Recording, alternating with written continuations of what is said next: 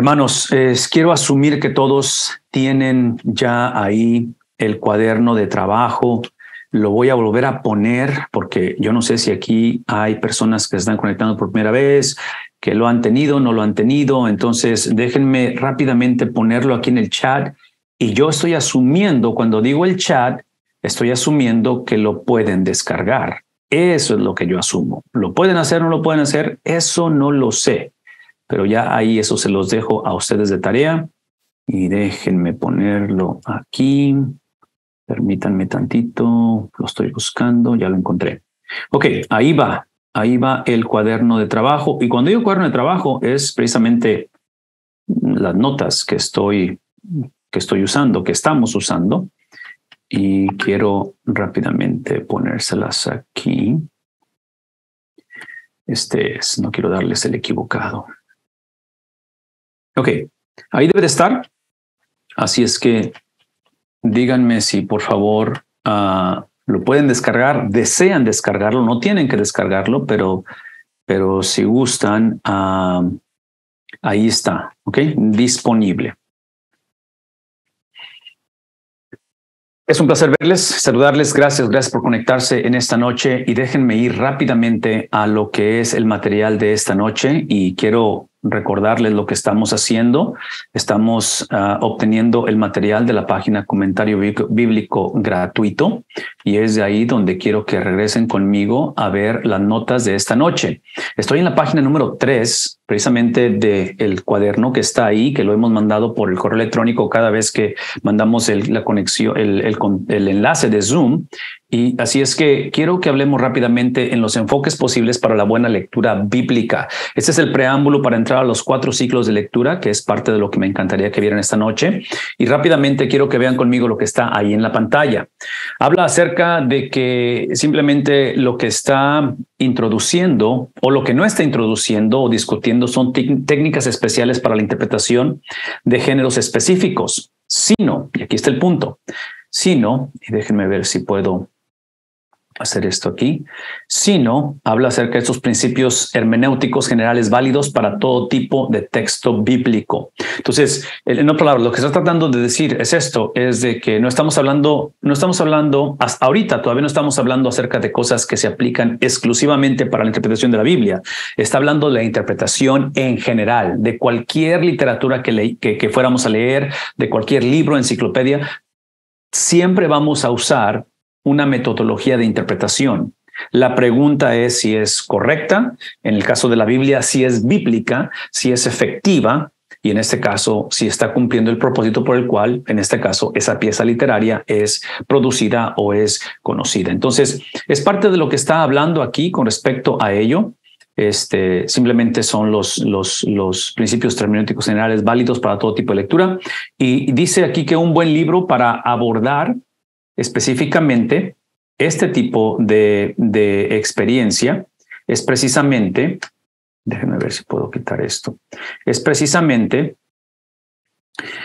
el libro que se titula, y aquí lo tradujeron cómo leer la Biblia libro por libro, pero realmente ese no es el título. El título es La lectura de la Biblia eficaz o la lectura eficaz de la Biblia.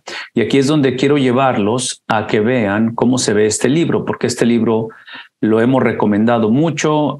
Dr. Bob lo ha recomendado mucho. Este es el que está hablando. Lectura eficaz de la Biblia. Los autores son Gordon Fee y Douglas Stewart.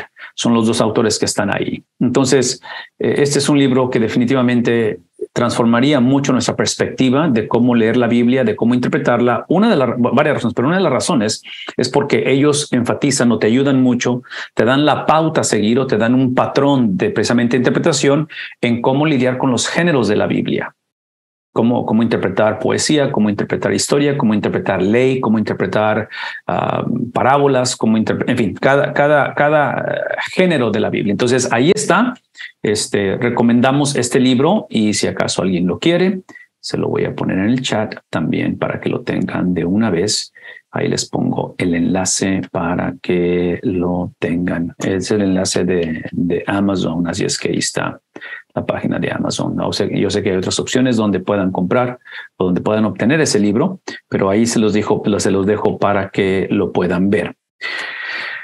Dice aquí, mi metodología se enfoca inicialmente en el lector, que le permite al Espíritu Santo que ilumine la Biblia a través de 4 ciclos de lectura o lecturas personales. Entonces, aquí es donde introduce algo extremadamente importante, y si alguien lo quiere poner en el chat o lo quiere poner en sus notas, pero es la oración que sigue, el enunciado que sigue, esto que estoy subrayando aquí.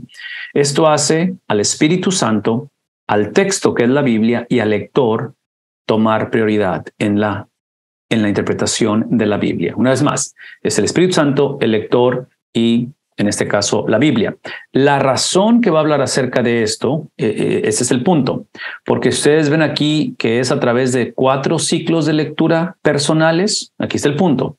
Ahorita estamos por ver esto, pero esos 4 ciclos de lectura personales lo que van a hacer es que van a poner en la posición correcta precisamente todas las herramientas que son necesarias en la interpretación de la Biblia, pero el problema no es tanto las herramientas, el problema es el lugar que les corresponde entrar.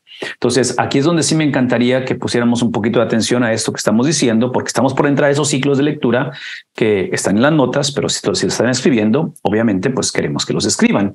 Y que no solamente los escriban, pero no sé si esto les pasa a ustedes, sobre todo cuando hay una conferencia o cuando hay algo, un sermón donde estamos haciendo notas de lo que está diciendo y luego hacemos notas de lo que entendí de lo que está diciendo. Entonces, a veces hay nota sobre nota. Entonces, ahorita que veamos eso, quiero que pensemos y que escriban las notas necesarias, pero aquí quiero que me escuchen lo que se puede decir. Son 4 ciclos de lectura que estamos por ver. Lo que estamos tratando de introducir o de asegurarnos que estos 4 ciclos de lectura se usen apropiadamente es que en estos 4 ciclos de lectura se van a agrupar o se van a introducir o a estructurar precisamente el uso de herramientas necesarias para la interpretación de la Biblia.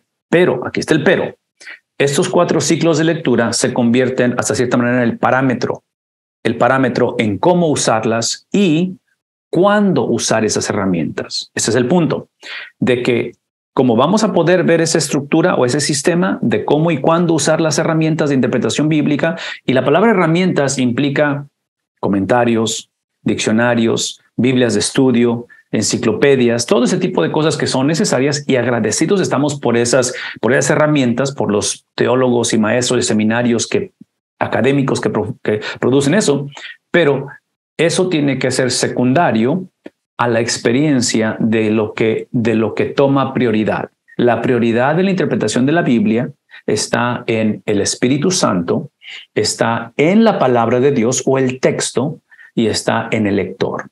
Ese es el punto que estamos tratando de hacer aquí. Entonces, ahorita que entremos en los 4 ciclos de lectura, por favor, veamos esos 4 ciclos de lectura a través de esto que estamos leyendo. ¿Por qué? Esta es la razón. Esa es la razón que tenemos a la hora de este contraste. Prioridad, Espíritu Santo, Biblia o texto e intérprete. La razón es porque Dios escribe, Dios se manifiesta, Dios se revela al hombre común. Dios desea una relación con el hombre. Dios, en otras palabras, y vamos a ver eso más adelante, aunque en la Biblia encontramos el reto de que es un libro que no fue escrito para nosotros, ¿sí? Pero fue escrito hacia nosotros, en el sentido de que nos alcanza el mensaje, pero hay los destinatarios originales a los que se les escribió este libro o estos libros que no somos nosotros. Entonces, esas variantes que necesitamos y las vamos a considerar, necesitamos considerarlas, ¿sí?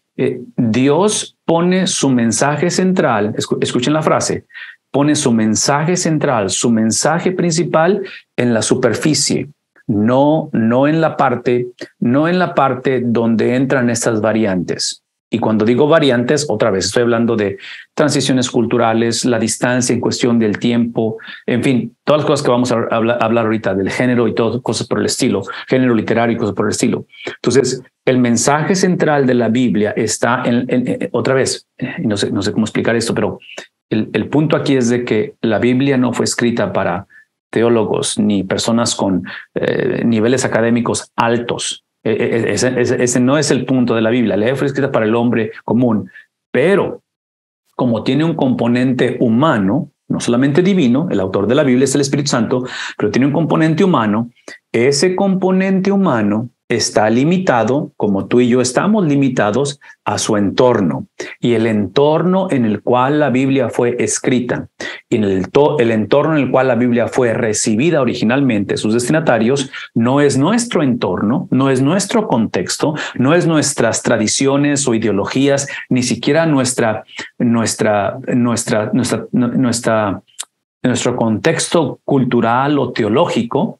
Entonces, es por eso que tenemos que ver esas variantes, que es donde entran los 4 ciclos de lectura, para hablar acerca de esto. Entonces, mi punto es que, otra vez, veamos esto en el contexto donde esta es la prioridad, estas son herramientas, y a la misma vez me encantaría que pensaran en esto.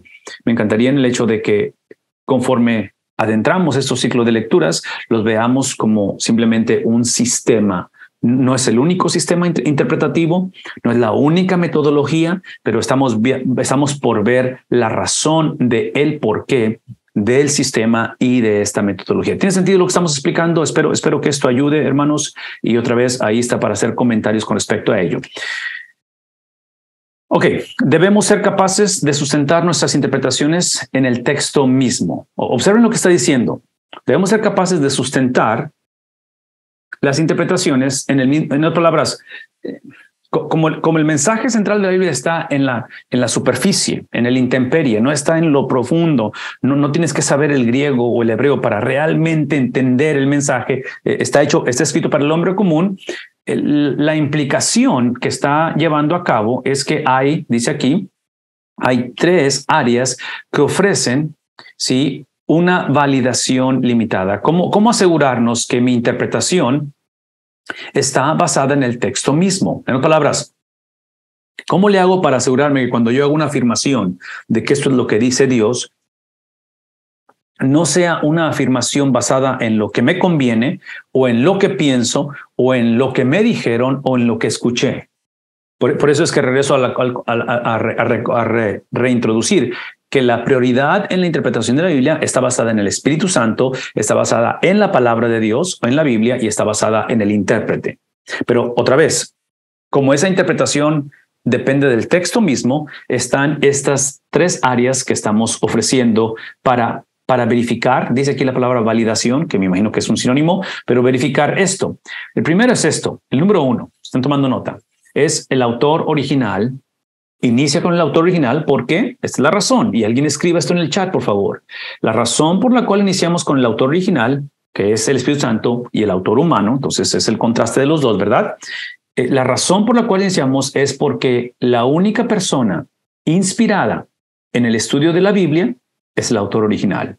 El lector no es inspirado, ni tú ni yo somos inspirados, somos iluminados, pero no inspirados. La autoridad está en lo que el autor original ha dicho, lo que el autor original entendió, lo que el autor original quiso decir o implicó, y lo que sus destinatarios, cuando podemos deducir qué es lo que entendieron de lo que el autor original dijo, entendió e implicó. Suena como trabalenguas, pero aquí es el punto. En el número 1, este autor original, estamos hablando de su contexto histórico.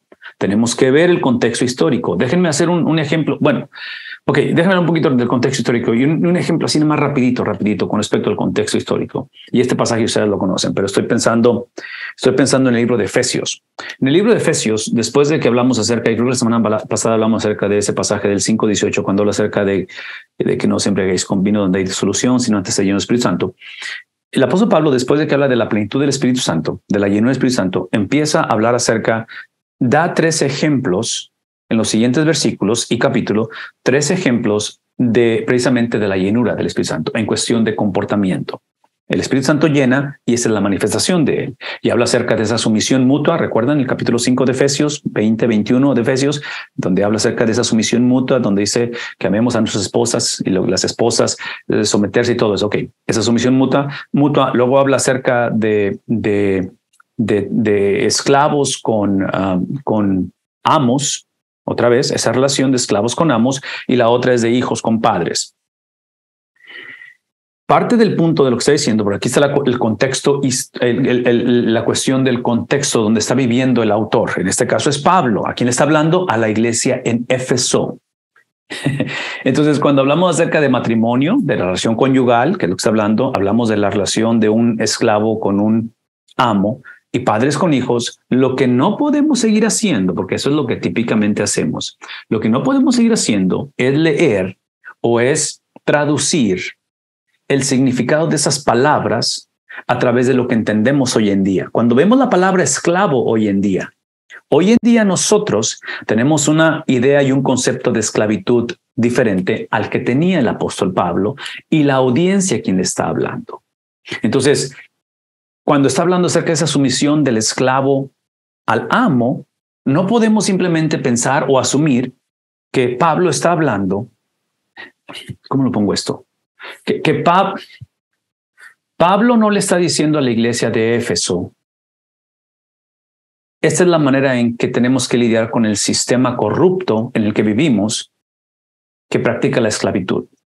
Sabemos que la esclavitud hoy en día no es buena y trágicamente se traduce en tráfico humano y un montón de cosas que no, obviamente, son degradantes para la integridad de la persona. La pregunta es, ¿qué significa la palabra esclavo en el tiempo del apóstol Pablo? Esa es la pregunta que tenemos que hacernos antes de imponer nuestra definición en ello. Y hago este comentario porque ustedes saben que históricamente en esta nación de Estados Unidos, hace algunas décadas atrás, pasajes como esos se usaron para afirmar que Dios aprobaba la esclavitud. Y aquí en Estados Unidos hubo esclavos. Entonces, hago esa referencia simplemente porque no podemos seguir haciendo eso. Y es un ejemplo un poquito radical en la cuestión de esclavitud porque fue un problema muy grande y sigue siendo un problema en muchos países. Pero ven la cuestión cómo trágicamente queremos iniciar con donde por naturaleza imponemos nuestra definición en las palabras antes de preguntarnos, porque es lo que está diciendo aquí. Lo que nos está pidiendo que consideremos es precisamente el contexto histórico. Históricamente, ¿a quién le está hablando? ¿En qué condiciones? Y entre paréntesis, esta carta de Éfeso, ¿sí?, son iglesias en hogares, lo cual implica que está dando instrucciones de cómo navegar, no cómo cambiar ni cómo protestar, cómo navegar. En este caso, la cultura, y está hablando de la esclavitud o hablando de la relación conyugal y eso. El contexto literario, otra vez, aquí es donde hablamos acerca de párrafos, hablamos acerca de unidades literarias, hablamos acerca de todo el libro con respecto a ello. Entonces, el autor original usa todo eso. Número 2, ese fue el 1 con sus subdivisiones. A y B. Número 2 es la elección del autor original. ¿Cómo es que el autor original, porque como es el único inspirado, cómo es que él elige las estructuras gramaticales? ¿Cómo es que él elige el uso contemporáneo, sí, en este caso de las palabras? ¿Y cómo es que elige el género? ¿Por qué Cristo decide hablar en parábolas? ¿Cuál es la razón que él usa parábolas? ¿Y cómo interpretarlas? Entonces, es otra de las componentes. Número 3, nuestro entendimiento apropiado con respecto a los pasajes paralelos que son relevantes a ello, y usando el ejemplo de Efesios, es uno de ellos. Un libro que tiene muy similar su bosquejo a Efesios es el libro de Colosenses. Entonces, va a invitar a que antes de afirmar lo que dice Dios a través de Efesios, veamos el paralelismo que hay en este caso en el libro de Colosenses y el resto de las cartas que él escribió. La otra es cuestión de la relación que hay entre las doctrinas. Y aquí hablamos de lo que es paradójico, lo que suena contradecirse muchas de las veces, que no se está contradiciendo porque no hay contradicción en la Biblia, pero suena contradictorio. Y tenemos que entender una vez más, otra vez voy a afirmar lo que he estado diciendo. El único inspirado en el proceso de la interpretación de la Biblia, el único que está inspirado es el autor humano. Es el único. ¿No? Entonces, si yo descarto o yo simplemente ignoro la perspectiva del autor humano, del autor inspirado, yo estoy poniéndome en esa posición de inspiración. Y ustedes saben que ni tú ni yo somos inspirados y por eso tenemos que considerar otra vez lo que estamos aquí presentando. Necesitamos ser capaces de explicar las razones y la lógica detrás de nuestras interpretaciones. ¿Cuál es la razón? ¿De dónde viene? La manera en que estamos concluyendo lo que acabamos de afirmar. La Biblia es nuestra única fuente de fe y práctica. En otras palabras, otra vez, sí. si el único inspirado es el autor original, eso implica que lo que creo y lo que hago es lo que significa fe y práctica. Lo que creo y lo que hago, o sea, mi convicción eventualmente es reflejada en acción, en mi estilo de vida, sí tiene que emanar no de lo que pienso simplemente. Mi intelecto y mi pensar es extremadamente importante, está incluido, pero esa no es la autoridad. Lo que yo pienso no es la autoridad. La autoridad está en lo que el autor original pensó o piensa. Y es ahí donde tenemos que lidiar con este tipo de enseñanzas o este tipo de invitación. Por desgracia, los cristianos, dice, a menudo no estamos de acuerdo sobre lo que enseña o afirma. Y en este caso, lo que está diciendo aquí es que es autodestructivo, ¿sí? Cuando afirmamos la inspiración de la Biblia, pero trágicamente no nos ponemos de acuerdo en lo que esto significa. Entonces afirmamos inspiración, pero no estamos de acuerdo en lo que significa. Aquí están los 4 ciclos de lectura. Rápidamente quiero tocar estos de una manera breve. Son un poquito extendidos, es que la lista, pero quiero que ustedes la vean con calma. Nada más quiero darles una perspectiva de ello y que vean cómo navegar esto, pero son 4 ciclos de lectura, ¿ok? Entonces, estos 4 ciclos de lectura, como dije al principio, ya asumieron que el lector ya pasó tiempo en oración, confesando su pecado personal, y ya pasó tiempo literalmente con el texto, pidiendo la dirección del Espíritu Santo en iluminación, y se va a dirigir al texto. El primer ciclo de lectura va a pedir que hagamos eso, que leamos el libro en una sola sentada. Olvidémonos de capítulos, olvidemos de versículos. Leámoslo como lo que es, como una pieza literaria que lo es. Leámoslo una vez más, una segunda vez, pero ahora usemos una segunda traducción. De la que leímos, usemos una segunda traducción, de preferencia una diferente a la teoría de traducción. ¿Qué implica ello? Y esa es la manera en que Dr. Bob va a ejemplificar esto en sus comentarios. Va a poner por lo menos 3 diferentes tipos de traducciones: la que es palabra por palabra, la que es equivalente dinámico y la que es parafraseo.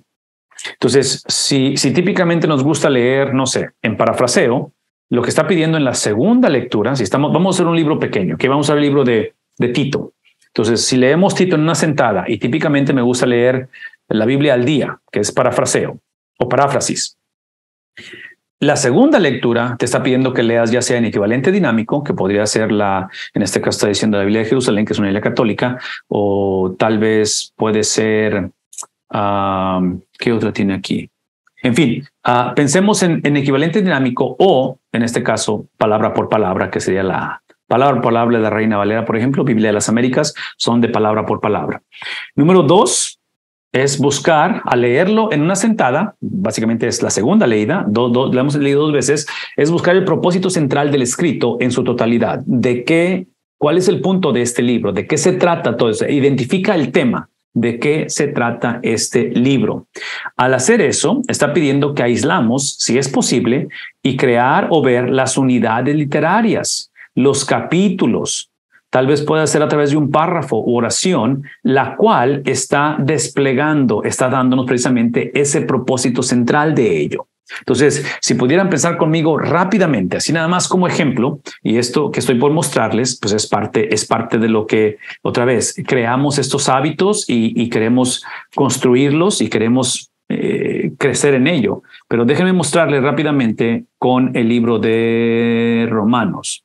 En el libro de Romanos, por ejemplo, llevando a cabo esta práctica, déjenme ponerlo aquí. Voy a usar una de las versiones que son palabra por palabra, que es la de las Américas. Voy a usar el capítulo 1. Después y Romanos es un libro grande, ¿ok? Para hacer esto, pero obviamente queremos practicarlo esto. En el capítulo 1 en Romanos, después del primer ciclo de lectura, haber leído 2 veces a través del libro, podemos llegar a la conclusión potencialmente que este es el epicentro del libro. Este es el mensaje central. Porque no me avergüenzo del Evangelio, capítulo 1, versículo 16, pues es el poder de Dios para la salvación de todo el que cree, del judío primeramente y también del griego. Porque en el Evangelio, aquí es el punto, la justicia de Dios es en el Evangelio, ¿verdad? No en la persona. En el Evangelio, la justicia de Dios es, ¿qué cosa? Revelada. Pero esa revelación es a través de la fe. Y es para fe. Como está escrito, Pablo, citando el Antiguo Testamento, que es la Biblia de él, mas el justo por la fe vivirá. ¿Está claro el mensaje? Es la justificación a través de la fe, ¿verdad? Ok, entonces, ese es un ejemplo simplemente de poder ver esta práctica donde estamos llegando a este punto en el cual estamos en el número 3, llega, si es posible, identificar eso, que ese es el epicentro, ese es el tema de todo el libro, ¿verdad? Porque es lo que está tratando de compartir el apóstol Pablo. Número 4 es identificar el género literario predominante. Entonces, en este caso, ¿de qué se trata? En el Antiguo Testamento puede ser narrativa hebrea, poesía, profecía hebrea en prosa, código de ley, Nuevo Testamento, puede ser evangelios o hechos, parábolas, cartas, epístolas o literatura apocalíptica. Hay que identificar cuál es. Todo esto es en el primer ciclo de lectura. Y otra vez, son lo leemos el libro 2 veces para tratar de identificar todo esto. ¿Qué tipo de literatura es? Segundo ciclo de lectura, es la letra B, que están viendo aquí, es, adivinen qué, leemos el libro una vez más en su totalidad. Por eso hay que empezar con un libro pequeñito, ¿verdad? Para practicar esto. Ahora hagamos un bosquejo, está pidiendo un bosquejo de los temas principales y exponer brevemente una declaración sencilla de cada uno de sus temas. Entonces, crear un bosquejo del libro completo. Entonces, en este caso, si ustedes piensan conmigo, una vez más, en la cuestión de Romanos, déjenme ejemplificarlo cómo es que Dr. Bob lo va a poner enfrente de nosotros. Me voy a venir al comentario de Romanos para que vean cómo es que él hizo esto, porque quiero que lo vean en acción. Cuando vengo a Romanos, en la introducción de Romanos me voy a encontrar al final con precisamente el bosquejo, que es lo que está pidiendo que hagamos. Y aquí en el bosquejo, déjenme ver si lo puedo ampliar. No lo puedo ampliar. Ok, aquí en el bosquejo, lo que está pidiendo, si ustedes observan en este segundo ciclo de lectura, está pidiendo que hagamos un bosquejo de los temas principales y exponer brevemente una declaración sencilla de cada uno de esos temas o de esas subdivisiones. Ahí está diciendo que, observen esto, número 3, revisa el propósito y bosquejo, la palabra esquema es bosquejo, general, contextos de apoyo. En otras palabras, ¿de dónde está sacando esa afirmación? En Romanos, esto es lo que hace Dr. Bob en su bosquejo. Él va a bosquejarlo con las letras del alfabeto mayúsculas. A, B, C, D, E, F y G. Otra vez, es un libro bastante grande, por eso hay bastante en el bosquejo. Pero aparentemente lo que él está encontrando, él encuentra una introducción, capítulo 1, versículo 1 al 17, y dentro de la introducción está el epicentro de la carta, ¿verdad? Lo que acabo de decir.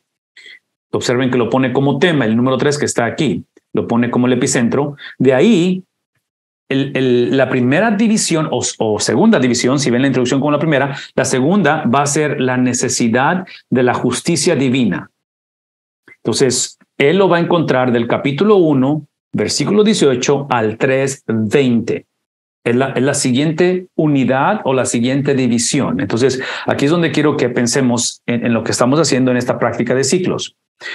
Usando el ejemplo que él nos está presentando, si vamos a predicar un versículo o versículos dentro de estos capítulos del 1:18 al 3:20, lo que queremos hacer es interpretar el versículo o los versículos a través de esta unidad literaria, a través de esta sección del bosquejo. Lo que no queremos hacer es extraer un versículo o 5 versículos del capítulo 2 o principios del 3 que están debajo de esta letra B que ven en la pantalla y simplemente extraer lo que pensamos, hacer afirmaciones bíblicas. Escuchen lo que voy a decir, afirmaciones bíblicas que potencialmente no van en contra de la Biblia, simplemente no son afirmaciones que emanan de ese texto.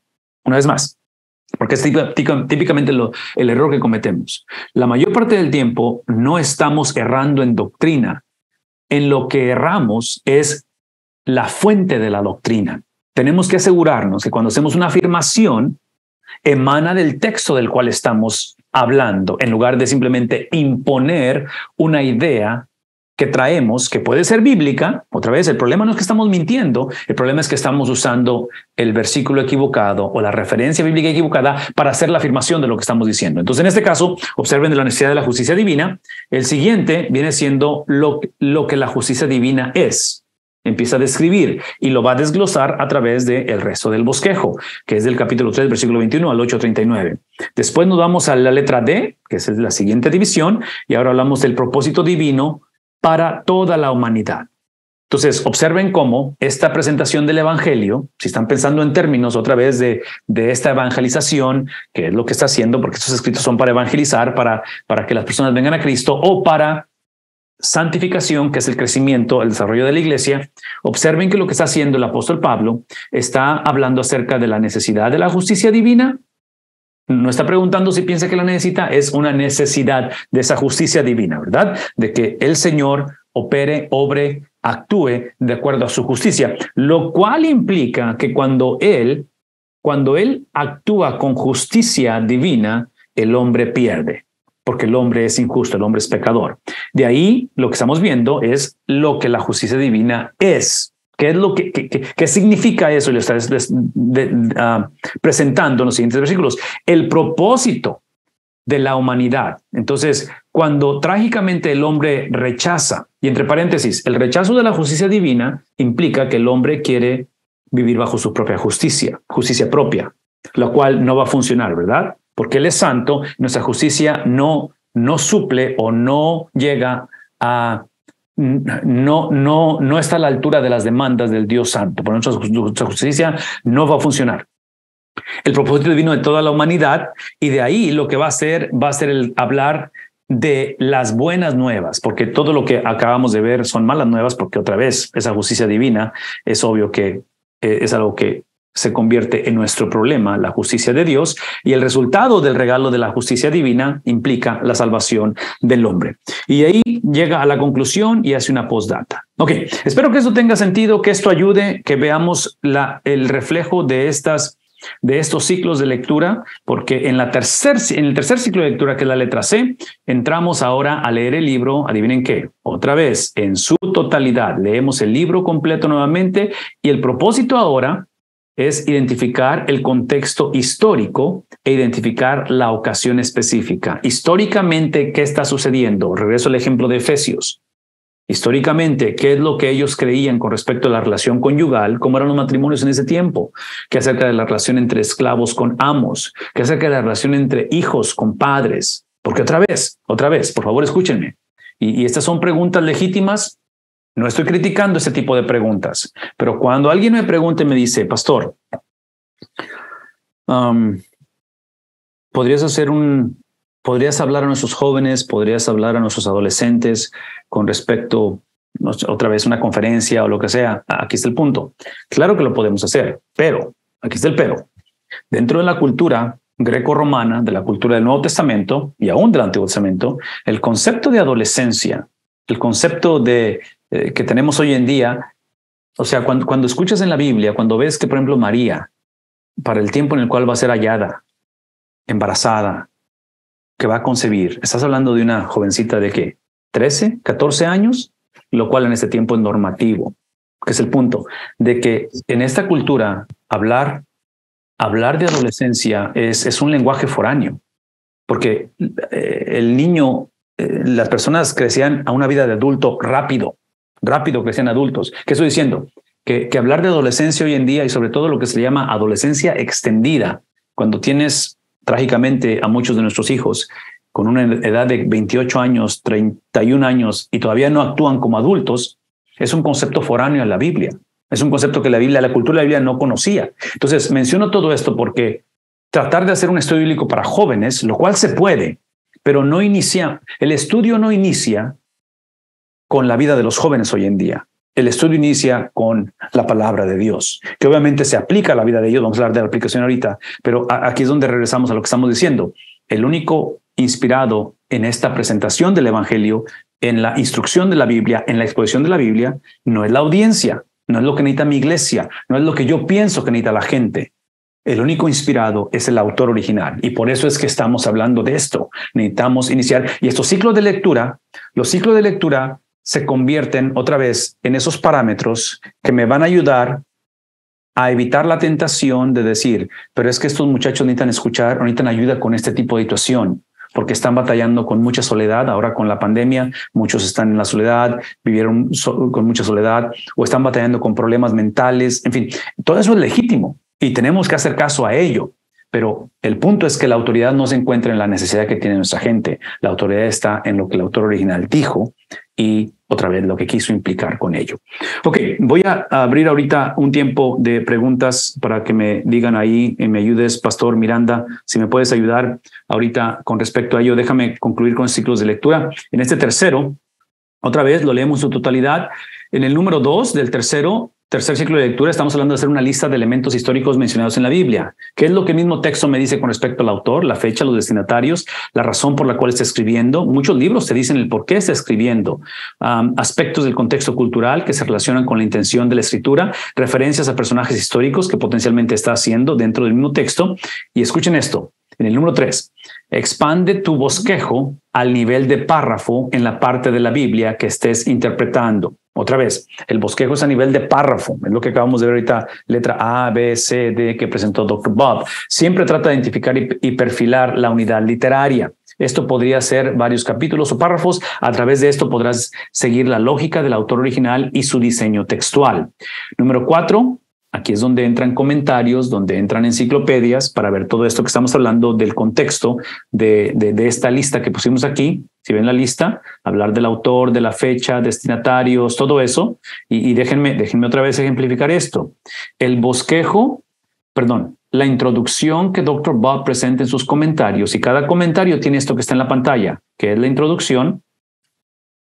Déjenme irme acá al principio. Esta introducción está en cada libro de la Biblia, en su comentario. Escuchen lo que voy a decir. Esta introducción que están viendo aquí es lo que típicamente vamos a encontrar en las Biblias de estudio. Porque observen lo que está pidiendo en este tercer ciclo de lectura. Está pidiendo que hagamos una lista de los elementos históricos mencionados en la Biblia. Entonces, por favor, escúchenme. Como hemos leído el texto varias ocasiones, varias veces, y lo hemos leído en una sola sentada, cada vez que lo leamos, estamos identificando cosas diferentes. Estos ciclos me están dando un parámetro, un patrón de qué buscar cada vez que lo leo. Es un ejercicio, es algo que estamos haciendo para cultivar este hábito. En este tercer ciclo de lectura, aparentemente, ya estoy tratando de buscar, y observen lo que dice aquí en el número 1, el contexto histórico y la ocasión específica. ¿Cuándo se escribió? Por favor, escuchen lo que voy a decir. En este tercer ciclo de lectura estamos tratando de identificar específicamente el contexto histórico y la ocasión. Si el libro me permite esa información, me la proporciona, excelente, ¿verdad? Muchos de los libros lo proporcionan. Estoy pensando ahorita, por ejemplo, en el ejemplo de... ¿Recuerdan ustedes el capítulo 6 de Isaías? ¿Recuerdan ustedes que en el capítulo 6, que es algo un poquito diferente al resto de a muchos de los libros, porque típicamente, especialmente en la cuestión de profecía, típicamente el llamado del profeta está en el capítulo 1. Cuando empieza a narrar y dice, da su nombre, lo introduce y dice, llamado de Dios, e inclusive muchos narran su llamado. En el libro de Isaías, que es una experiencia bastante radical, como es Isaías llamado al ministerio o a ser profeta, está en el capítulo 6. ¿Se han dado cuenta de eso? Está en el capítulo 6. Pero el punto es este. Si ustedes ven el libro, ya que estamos aquí, déjenme ponérselo para que lo vean. En este capítulo 6 de Isaías, quiero que vean, porque quiero que vean este ejemplo que estoy tratando de mencionarles. Isaías, lo estoy buscando aquí en la Biblia, es el capítulo 6. Ok, aquí está. Y esto es algo, desde el punto de vista literario, este es algo diferente. ¿Qué es la palabra que estoy buscando aquí? Es un distintivo diferente al resto de los libros proféticos. No altera absolutamente nada en cuestión de su autoridad, es simplemente cosas que estamos buscando con ese ojo, ¿qué estamos diciendo aquí? Ojo analítico en cuestión de buscar estas indicaciones que me están dando los ciclos de lectura. Vean lo que dice en la visión de Isaías. Este es el llamamiento de Isaías. En el año, aquí está el punto, en el año de la muerte ¿de quién? Del rey Usías. Entonces, esto que está aquí es una de las referencias internas dentro de la misma Biblia que me está dando como punto de referencia para, de alguna manera, posicionar esos escritos dentro de la cronología, dentro de la historia. Si ustedes de ahí, y esto que estoy haciendo, hermano, me está llevando un poquito más de tiempo, Pastor Tapia, pero considero que de alguna manera espero que esto ayude. Si esto de aquí ustedes lo identifican desde como pieza literaria, al venir al comentario o a los comentarios, que en este caso estamos usando a Dr. Bob Utley, Me voy a venir al de inglés, porque en el de inglés ustedes recordarán que encontramos, me viene el del Nuevo Testamento, quiero antiguo. Ok, en el Antiguo Testamento, ustedes recordarán, y estas no están traducidas al español, por eso estoy viendo en inglés, que en estas gráficas, la palabra charts es gráficas, encontramos los reyes y eventos de Babilonia, no, este no es. ¿Cuál es? Ok, estos son los reyes de la monarquía dividida. Cuando yo la plano ahí, esta gráfica se las había mostrado anteriormente. Entonces, una vez más, la referencia es, ¿dónde me quedó Isaías? Aquí está. Me está diciendo en Isaías que fue en el año de la muerte del rey Usías. Entonces, aquí ya entendí que es en el año en que Usías murió. La pregunta es, ¿cuándo vivió Usías? Entonces, gráficas como estas me van a ayudar porque aquí está la razón, hermanos. Esta es la razón. Déjenme mostrarles. ¿Dónde está español? Español. Aquí está. Línea del tiempo del Antiguo Testamento. Ok, esta es la razón. Porque cuando yo veo la línea del tiempo, que aquí es donde les invito a que memoricemos esto o nos familiaricemos con ello, yo entiendo que Isaías, vean la línea del tiempo, Isaías está aquí en el número 6 que están viendo aquí y él está ministrando en el reino del sur. Acuérdense que aquí es donde en el número 5 se dividió el reino del norte, que son las 10 tribus del norte, 2 tribus en el sur, capital del norte es Samaria, capital del sur es Judá, Jerusalén, y encontramos en el reino del sur a Miqueas e Isaías. Entonces, automáticamente, si me está diciendo la Biblia que fue el año en que el rey Usías murió, automáticamente sé que Usías, por esa referencia, sabiendo que Isaías administró o profetizó en el reino del sur, que Usías va a ser uno de los reyes del sur, del reino del sur. Ahora sí, me vengo a una gráfica como esta y aquí voy a encontrar los reyes de Judá y aquí están los reyes de Israel. Judá es el reino del sur, reino del norte de Israel. Entonces ahora sí, aquí es donde voy a buscar dónde está Usías dentro de la gráfica. Entonces me vengo a buscar a Usías en este caso, y al buscar a Usías en el siglo 8, aquí está. Al buscar a Usías, basado en los comentaristas que tenemos aquí, me dan los años. Entonces, esto lo estoy usando nada más como referencia para que veamos otra vez el conectar estos recursos y cómo hacer referencia a esto. Hermanos, por favor, escuchen lo que estoy diciendo. La razón que estoy haciendo todo este proceso no es para impresionar a nadie. Todo lo que estoy tratando de hacer, una es de que nos demos cuenta que esos recursos están accesibles. Y número 2, el poder dominar esos recursos es con práctica. Por eso la invitación es leer, estudiar libros de la Biblia. En lugar de hacerlo temático, nada malo con lo temático, pero cuando lo haces a través de libros de la Biblia, y voy a invertir, en este caso, estudiar el libro de Isaías, voy a lidiar con estos ciclos de lectura una sola vez. Voy a hacer mis notas.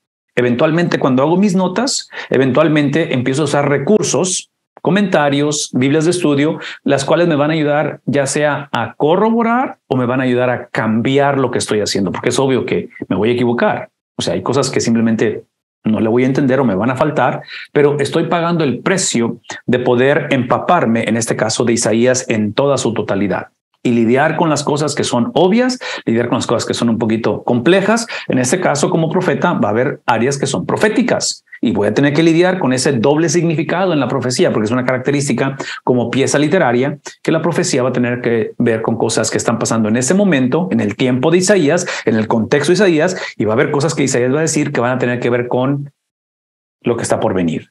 Entonces, otra vez, es parte de la razón por qué estamos hablando acerca de esto y queremos considerarlo como parte de la metodología por la cual queremos invitarles a que consideren esto. El último de los ciclos, y aquí, Pastor Miranda, te paso el tiempo, el último de los ciclos, rápidamente, es el cuarto, y este cuarto ciclo, otra vez, inicia ahora donde dice que leamos la unidad literaria específica y la hagamos en diversas traducciones. Entonces, cuando hablamos de unidad literaria, una vez más, regresen conmigo al ejemplo, en este caso, de Romanos, en el bosquejo de Romanos, en la unidad literaria. ¿Sí? Estamos hablando de estas divisiones que hemos hecho. Entonces está pidiendo en el número 4 que lidiemos a nivel de estos párrafos, de estos bosquejos que ya hemos construido y que los verificamos con los comentarios, ¿verdad? Es el punto. Los comentarios entran después de que hemos creado nuestro propio bosquejo, después de que hemos nosotros trabajado y buscado y ver dónde cambia el tema dentro de esta pieza literaria. Entonces está pidiendo que veamos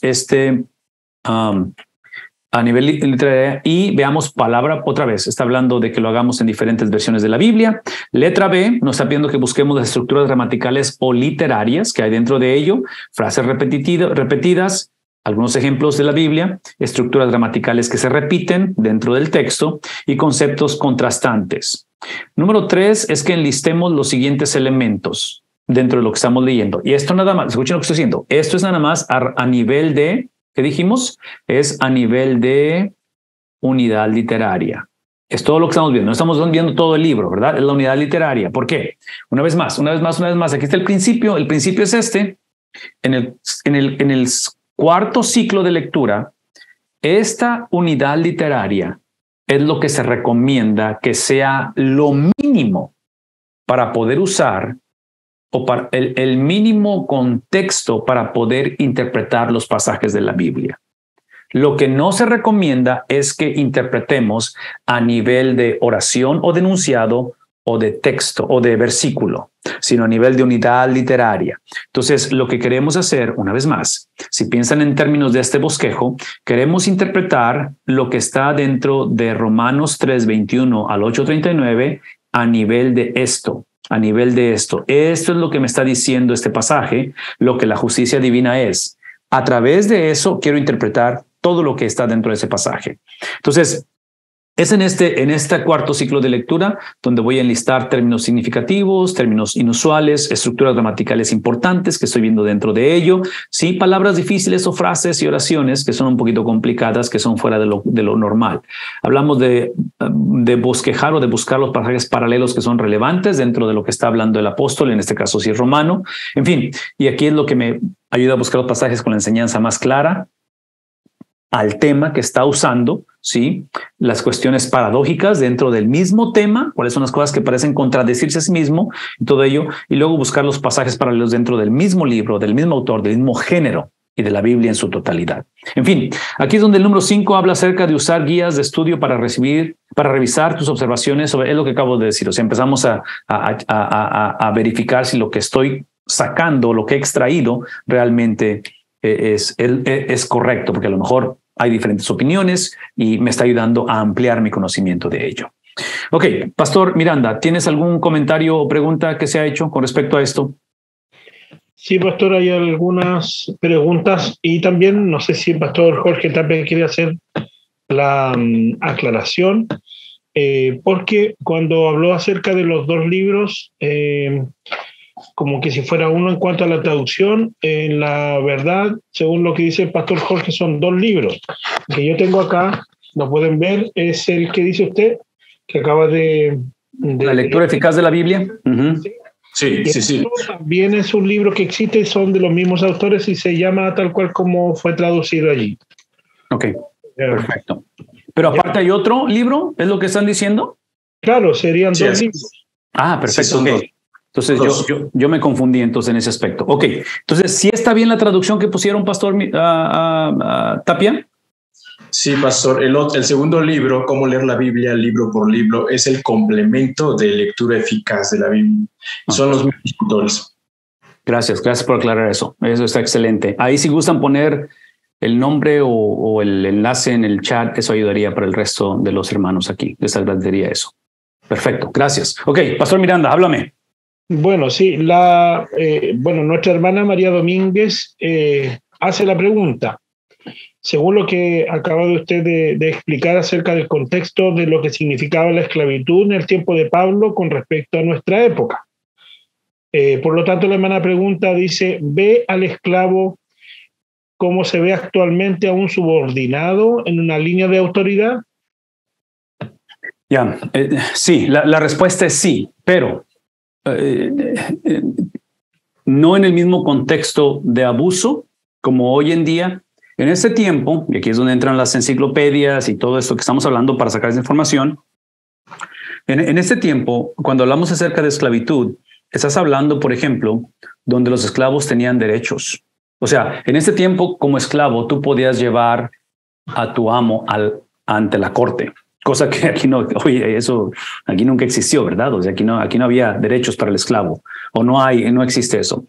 La otra cosa es que en un tiempo donde las guerras eran normativas, la esclavitud estaba implicada al momento que perdía tu ejército. Entonces, al conquistar otra nación, llevaban esclavitud. Históricamente se entiende que la esclavitud en este tiempo era una esclavitud con límite cronológico. Y si no me equivoco, eran de 14 a 15 años máximo y la persona era sacada. La otra cosa, y estoy hablando de distintivos, otra de las cosas es en cuestión de esclavitud en este tiempo. Y aquí otra vez, piensen conmigo, porque aquí es donde nos preguntamos por qué la Biblia no habla en contra de la esclavitud, por qué no la prohíbe la esclavitud la Biblia. Ese es el punto, porque Pablo está diciendo en Efesios que el esclavo tiene que someterse a su amo. Era un contexto, es en un contexto sociológico en el cual beneficiaba a la gente esta cuestión, porque es muy marcado el nivel sociológico, socioeconómico en este tiempo. Entonces, darme en esclavitud a alguien implicaba estabilidad económica para mí y mi familia. Ese es el punto. Hoy en día, o en el contexto de Estados Unidos, por ejemplo, es completamente opuesto en ese aspecto, ¿verdad? Entonces, era algo que la gente voluntariamente hacía en ciertas ocasiones porque iba a ser estabilidad para su persona en ese aspecto. La manera en que el apóstol Pablo va a dirigirse, por ejemplo, y entre paréntesis, un paréntesis muy grande, históricamente, especialmente en Estados Unidos, históricamente en la abolición de la esclavitud, en los cambios de derechos civiles y eso, históricamente está comprobado que quienes fueron a la vanguardia de esta transformación fue la iglesia cristiana. Entonces, aquí es donde otra vez tenemos que tener cuidado con ese tipo de entendimiento, donde la Biblia no nos da la explicación que queremos tener o donde imponemos nuestro entendimiento de las palabras o de las frases, simplemente como pensamos que es hoy en día, basado en nuestra experiencia, y por lo tanto, ahí está la situación de ello. Entonces, son de las cosas que yo podría mencionar en cuestión de diferencia una con otra. Ok, hay otra pregunta. Dice, hablando de la conclusión, podríamos decir que si no estamos conectados con el pensamiento del autor original, nuestra conclusión estaría muy lejos de lo que el autor original entendió de Dios. Probablemente sí. Probablemente sí. Ese es uno de los riesgos grandes. Ahora, déjenme hacer y es una pregunta excelente, pastor, la que están haciendo. Déjenme hacer este distintivo, ¿ok? Por favor, escuchen lo que voy a decir, porque he estado enfatizando que esos ciclos de lectura son importantes y necesarios, pero nunca pueden reemplazar lo que dijimos al principio. Quien toma prioridad es el Espíritu Santo, es el texto o la Biblia y el lector. La Biblia es la palabra de Dios que habla a la vida del hombre.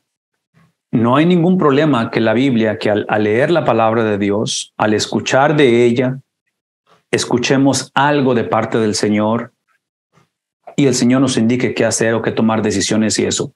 Eso no es ningún problema. Y Dios lo puede hacer de la manera en que lo quiera hacer, en cualquier contexto, porque Dios es Dios y es soberano. Lo que estamos diciendo, y aquí está la distinción de esto, si tú vas a leer en la mañana el Salmo 52 y vas a leer el libro, lo que vayas a leer, y sentiste que Dios te habló y te dijo lo que te haya dicho, tú eres responsable de eso. Tú eres responsable de lo que Dios te ha dicho, de obedecer lo que Dios te ha dicho y de caminar en lo que entiendes de la Biblia. El problema sucede cuando tenemos esa experiencia que Dios nos habla y nos dice algo, y ahora estamos hablando en nombre de Dios diciendo lo que la gente debe de hacer o lo que la iglesia debe de hacer. Entonces, si tú entiendes algo de la Biblia a nivel personal, es tu responsabilidad y es lo que tú escuchaste del Señor, y Dios permite que no sea nada fuera de la cordura o de lo lógico, porque hay gente que obviamente escucha cosas de Dios que no son de Dios, pero Estoy hablando, lo que estamos hablando aquí más que nada es en el contexto cuando hablamos en nombre de Dios y decimos, esto es lo que Dios dice y queremos hacer a otros responsables. Ahí es donde decimos, un momento. Si eso es lo que tú entiendes y tú lo quieres hacer, esa es tu responsabilidad. Pero a mí no me puedes hacer responsable de lo que Dios te ha dicho, a menos que sea lo que Dios ha dicho, independientemente si fue a través de ti que escuchaste, porque aquí es donde entra la autoridad del autor original. Entonces, hay una diferencia. Entonces, si pudiéramos usar el ejemplo o el lenguaje de lectura de la Biblia devocional, ¿está fácil de entender eso? Esa cuestión devocional, donde devocionalmente paso tiempo con el Señor, paso tiempo en oración, paso tiempo leyendo la palabra de Dios. Yo no tengo problema con eso en la cuestión devocional. Lo único que yo diría al hacerlo normativo, por no querer lidiar con los 4 ciclos de lectura y con aprender un sistema de interpretación bíblica, potencialmente vamos a cultivar una interpretación bíblica extremadamente individualista. Es simplemente Dios hablándome a mí, Dios hablándome a mí. Bueno, otra vez, una de las características de encontrarnos con el Dios de la Biblia, y esto viene desde el entendimiento de cómo Dios obra a través de las edades, su plan redentor a través del tiempo, es la cuestión de elegir, de salvar, de redimir. El concepto de predestinación, como le quieran llamar, es que elige para elegir a otros. Entonces, mi punto es este: si estamos creciendo en el conocimiento de la Biblia, si estamos creciendo en interpretar la Biblia, si estamos profundizándonos en la Biblia, es para beneficio de otros. Y ahí es donde yo diría que esta lectura devocional, y otra vez estoy por ofender a alguien probablemente, como quiero lo voy a decir, es donde el material es como el material que se edita devocional, de esos devocionales que hay. Tenemos que tener cuidado con eso, porque otra vez no están echando mentiras lo que están diciendo en esos devocionales, pero potencialmente, es lo que dije anteriormente, están afirmando cosas bíblicas con pasajes o referencias que no tienen nada que ver con lo que están diciendo. ¿Sí captamos eso? Entonces, esa es la única cuestión que yo diría en ese aspecto, porque aquí es donde regreso a la cuestión que dijimos al principio. La interpretación de la Biblia es una interpretación corporal. Por eso la iglesia es no negociable. La experiencia de la iglesia, posicionarnos debajo de la autoridad, en este caso apostólica, a través de aquellos que han sido comisionados para la exposición de la Biblia, para la interpretación de la Biblia, en fin, esta labor que es corporal, ¿verdad? El cuerpo de Cristo, ¿con el propósito de qué? Con el propósito de alcanzar a las naciones. Entonces, esas serían algunas de las cosas que me encantaría que pensáramos en un momento dado. La experiencia devocional, la experiencia de comprometerme a leer la Biblia, por favor, escúchenme. La experiencia de comprometerme a leer la Biblia, no tengo que ser un experto en los 4 ciclos de lectura y eso. Yo necesito leer la Biblia ayer, o sea, necesito hacer ese hábito de leerla. Pero ese hábito de lectura tiene que llevarme otra vez a la experiencia corporal. No puedo pasarme el resto de la Biblia leyendo la Biblia y aislarme y tener una versión de mi propio cristianismo, mi relación con Dios. Ese es mi punto. Somos llamados a hacer esto desde ahorita. Dios quiere hablar a través de su Espíritu Santo, a través de su palabra, al lector. Pero esa experiencia tiene que llevarnos, una vez más, al conocimiento de su carácter para que otros conozcan de él. Y es donde me hace responsable de que si voy a compartir, en este caso, si voy a hablar en el nombre de Dios, más vale que sea lo que Dios ha dicho, no lo que yo pienso que Dios ha dicho, que es la diferencia. Ok, última, pastor, para moverme en lo que sigue, si es que acaso hay otra. Sí, no, el pastor Tapia ha hecho un gran trabajo al ir sintetizando estas frases importantes que va diciendo usted, así que está en el chat. Las pueden tomar en cuenta para poder anotarlas en sus bosquejos, porque son declaraciones de todo lo que se ha ido enseñando. Ahora, yo quiero hacer una pregunta sobre el tema de, a lo mejor no está muy conectado con esto, pero también sucede mucho que los eventos, ¿cierto?, que suceden hoy en día, a veces se conectan con profecías apocalípticas o el tiempo de Daniel y se viene a hacer, o Zacarías, ¿cierto? Y se hacen eventos como la guerra de Rusia con Ucrania, conexiones con ciertos pasajes bíblicos. Y también ahora el fenómeno que está sucediendo en Estados Unidos, no sé qué opinión tendrá usted respecto de este avivamiento que se está registrando en Estados Unidos. Uh-huh. También llama mucho la atención porque esto de alguna forma también causa expectación en la iglesia y comenzamos a buscar en la Biblia todo este tipo de información. Y eso de alguna forma también podría confundir, no el avivamiento, si es que el Señor está en medio de eso, no lo vamos a dudar en lo absoluto. Uh-huh. Pero usted está más cerca respecto de ese fenómeno mismo y de lo otro que trato de conectar con respecto a la interpretación, es que muchas personas buscan justificar lo que sucede en estos tiempos con pasajes bíblicos específicos. Uh-huh. Si eso es un error. Sí, hay un riesgo bastante grande cuando iniciamos con la experiencia que estamos teniendo. Es un riesgo. Inclusive, esta frase yo la he usado mucho y la vuelvo a repetir, y nada de lo que digo es original, acuérdense, ¿verdad? Nadie, yo nunca he tenido una idea original. Es la acumulación de conocer, de experiencias, de leer, de escuchar y aprender de otros. Pero cuando hablamos acerca del Evangelio, una definición que hemos usado es que el Evangelio es lo que Dios ha hecho sin mi ayuda. El Evangelio es lo que Dios ha hecho sin mi ayuda. ¿Qué estoy implicando? Estoy implicando que la transformación de la vida del hombre no inicia con el cambio en mi vida. El cambio en mi vida es el producto de lo que Dios ha hecho sin mi ayuda. Entonces, menciono eso por la cuestión de que si ustedes van a través del Nuevo Testamento, Antiguo Testamento también, pero el Nuevo Testamento sobre todo, hablamos acerca del apóstol Pablo combatiendo los judaizantes, combatiendo el gnosticismo, y no es otra cosa más que simplemente el Evangelio más algo más. En este caso, obras, en este caso, filosofías de otras culturas o lo que sea. Entonces, lo que van a hacer esos apóstoles, van a luchar por la pureza del Evangelio, por lo que es el Evangelio exclusivamente.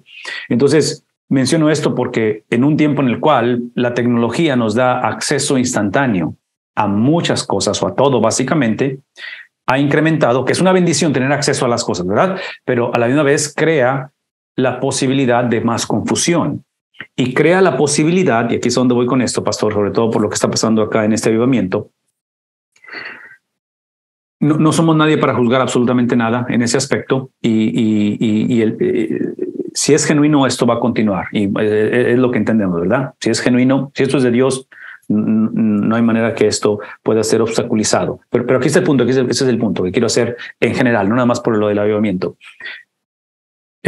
Somos una cultura que trágicamente, por la falta de ignorancia, por la falta de conocimiento, por la ignorancia, somos una cultura en la cual, y estoy hablando de la iglesia, en la cual mucha de nuestra convicción está basada en la experiencia que hemos tenido, de lo cual no estamos en contra de experiencias, pero la convicción del cristiano está basada en la palabra de Dios, independientemente de mis experiencias, porque no estoy en contra de experiencias, pero las experiencias no pueden ser el tabulador, no pueden ser la plomada en el libro de Amós, ¿verdad? Esa vara de medida.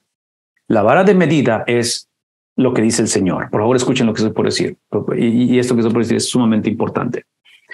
Una de las razones por qué el tema, y esto, hermanos, a veces no quiero hablar de esta manera porque a veces siento que se malinterpreta y no es mi propósito ofender a nadie, pero una de las razones por qué batallamos a veces con la cuestión de la soberanía de Dios, doctrina de predestinación y cosas por el estilo, esto es lo que yo asumo que batallamos, es porque se nos olvida que esas doctrinas de la soberanía de Dios, la providencia de Dios, están dadas en un contexto de extremo sufrimiento. Entonces, cuando el cristiano toca fondo y atraviesa los momentos nunca antes vividos en persecución por causa del Evangelio, y todo lo que queda de lo cual te puedes hacer o tomar es lo que Dios ha dicho, la doctrina de la soberanía de Dios tiene completamente sentido. Es completamente lógico y tiene sentido cuando estás tocando fondo, que es el punto de que nosotros trágicamente hemos abusado de la gracia de Dios al no conocer persecución extrema, la mayoría no la conocemos, esta persecución extrema, entonces tenemos ese lujo de querer lidiar con, ya sea de una manera doctrinal, lo cual no está malo la doctrina, pero desconectada con la relación. En otras palabras, doctrina sin evangelización, doctrina sin discipulado. Entonces queremos nada más llenarnos de conocimiento y debatimos todo este tipo de cosas. O la otra es el otro extremo. Somos una generación de pura experiencia. Entonces, cuando esta situación, esta dinámica está desbalanceada porque no estamos atravesando, nuestro entorno no es tan radical como el libro de Apocalipsis, persecución extrema. Cuando hablamos de estas iglesias, cuando hablamos de la primera carta de Pedro, segunda carta de Pedro, entonces ahí es donde yo quisiera que regresáramos un poquito y forzáramos nuestra vida a no iniciar con las preguntas que tenemos o con la experiencia que estamos teniendo o tuvimos. No hay nada malo con eso. No estamos en contra de lo que ha pasado, quién te crió, qué te pasó en la iglesia previa, pero eso no es autoridad. La autoridad está basada en lo que la palabra de Dios dice, independientemente de lo que suceda. Ustedes saben esto históricamente y les puedo poner la gráfica otra vez, pero ustedes recuerdan la gráfica del Antiguo Testamento, la línea del tiempo, la cual en la parte de arriba están todas esas potencias mundiales que van a ser usadas por Dios para disciplinar a su pueblo. Y mi punto es de que especialmente en los exilios, asirios sobre el reino del norte, babilonios, reino del sur, una de las cosas que predominó en este tiempo, esta era la mentalidad, por favor escúchenme, es la mentalidad porque el sufrimiento es extremo. Entonces, tú y yo hubiéramos reaccionado exactamente como reaccionaron los judíos en este tiempo. Si hubiéramos estado en la misma situación de sufrimiento extremo, independientemente que el sufrimiento extremo fue causado por sí mismo, ¿verdad? Por su negligencia, porque el Dios que es justo no tiene opción, tiene que castigar la desobediencia del hombre, no hay opción. Entonces, cuando pensamos en ese castigo que es temporal, por eso viene lo que es el remanente, ese castigo, escuchen lo que voy a decir, ese castigo, esa disciplina que va Dios a usar a través de esas naciones paganas, de esas potencias mundiales, es un... ¿qué palabra es aquí? Es un adelanto, es un preámbulo al castigo que viene, donde no va a haber remanente en la persona de Cristo. Eventualmente el Padre va a poner toda su venganza, toda su ira, toda su justicia ¿sobre quién? En otras palabras, lo puso sobre su pueblo, pero siempre hubo una, ¿qué cosa? Hubo ese remanente, ¿verdad? Hubo esa restauración. En el caso de Cristo, no va a existir eso. Él va a conocer la muerte. Él va a tomar su último hálito y va a decir consumado es. ¿Qué es el punto? El punto es de que en este tiempo de exilio, en ese tiempo de sufrimiento extremo, la mentalidad del judío, que otra vez sería la tuya y la mía probablemente, es de que el Dios de la Biblia ha perdido. Porque en estos casos, la nación que gana el Dios que ellos adoran. Entonces el Dios de la Biblia perdió. Número dos, el Dios de la Biblia, como judíos, el Dios de nuestros padres, no es el Dios que siempre habíamos dicho, que nos dijeron que es omnipotente y que todo eso. Y aquí es el punto de la Biblia. El punto es este. Dios no ha perdido. Dios es el mismo y Él no depende de nuestra condición. Él no depende de nuestra situación o cómo se vea. En este caso, el sufrimiento que está pasando el pueblo de Israel. Entonces, ahí es donde las preguntas que acabas de mencionar y lo que acabas de mencionar, pastor, es extremadamente importante porque trágicamente mucha de la predicación y mucha de las cosas que al hombre, cristianos y no cristianos, nos orillan muchas veces a buscar al Señor. Y pienso en los ataques terroristas de septiembre 11 en el 2001, que movió mucha gente a las cosas de Dios.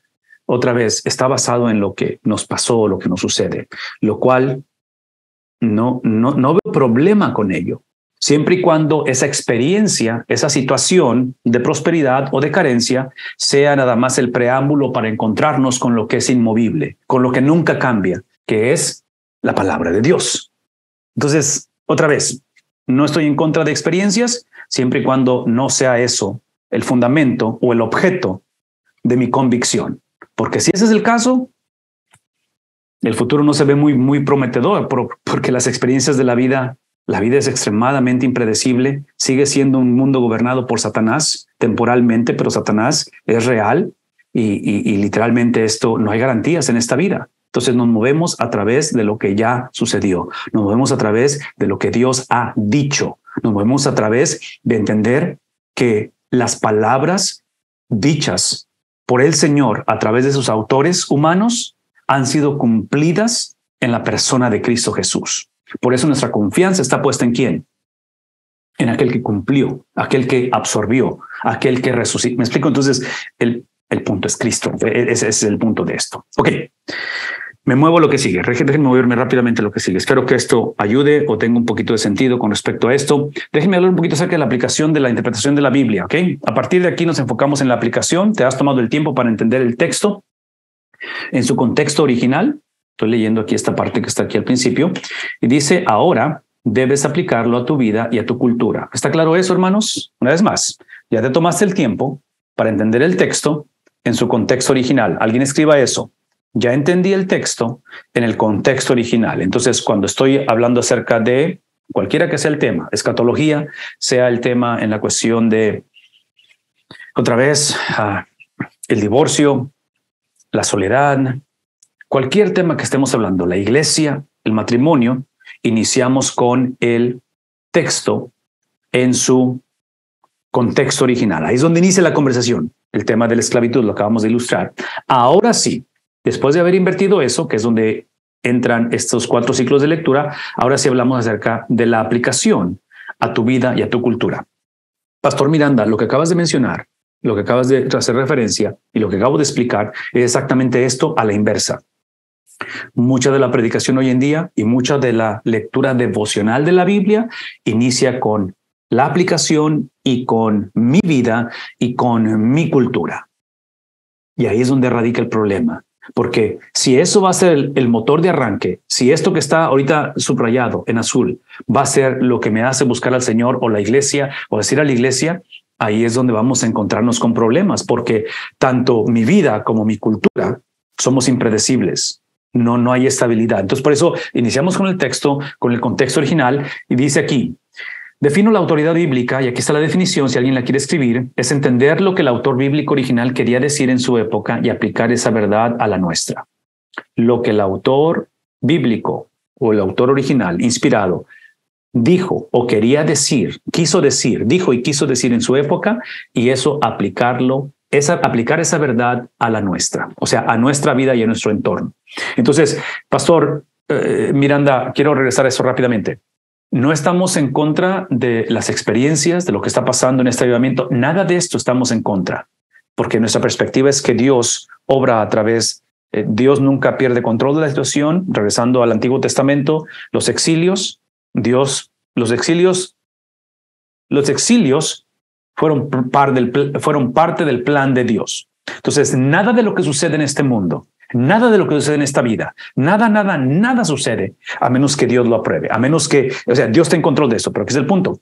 Como no iniciamos con las experiencias, iniciamos con el texto, nos tenemos que asegurar que al iniciar con el texto, la bendición de iniciar con el texto, aparte de que es donde encontramos la autoridad, la revelación, por favor, escuchen esto. Esta es una de las cosas atractivas del texto que espero que nos motiven a hacer esto que estamos haciendo.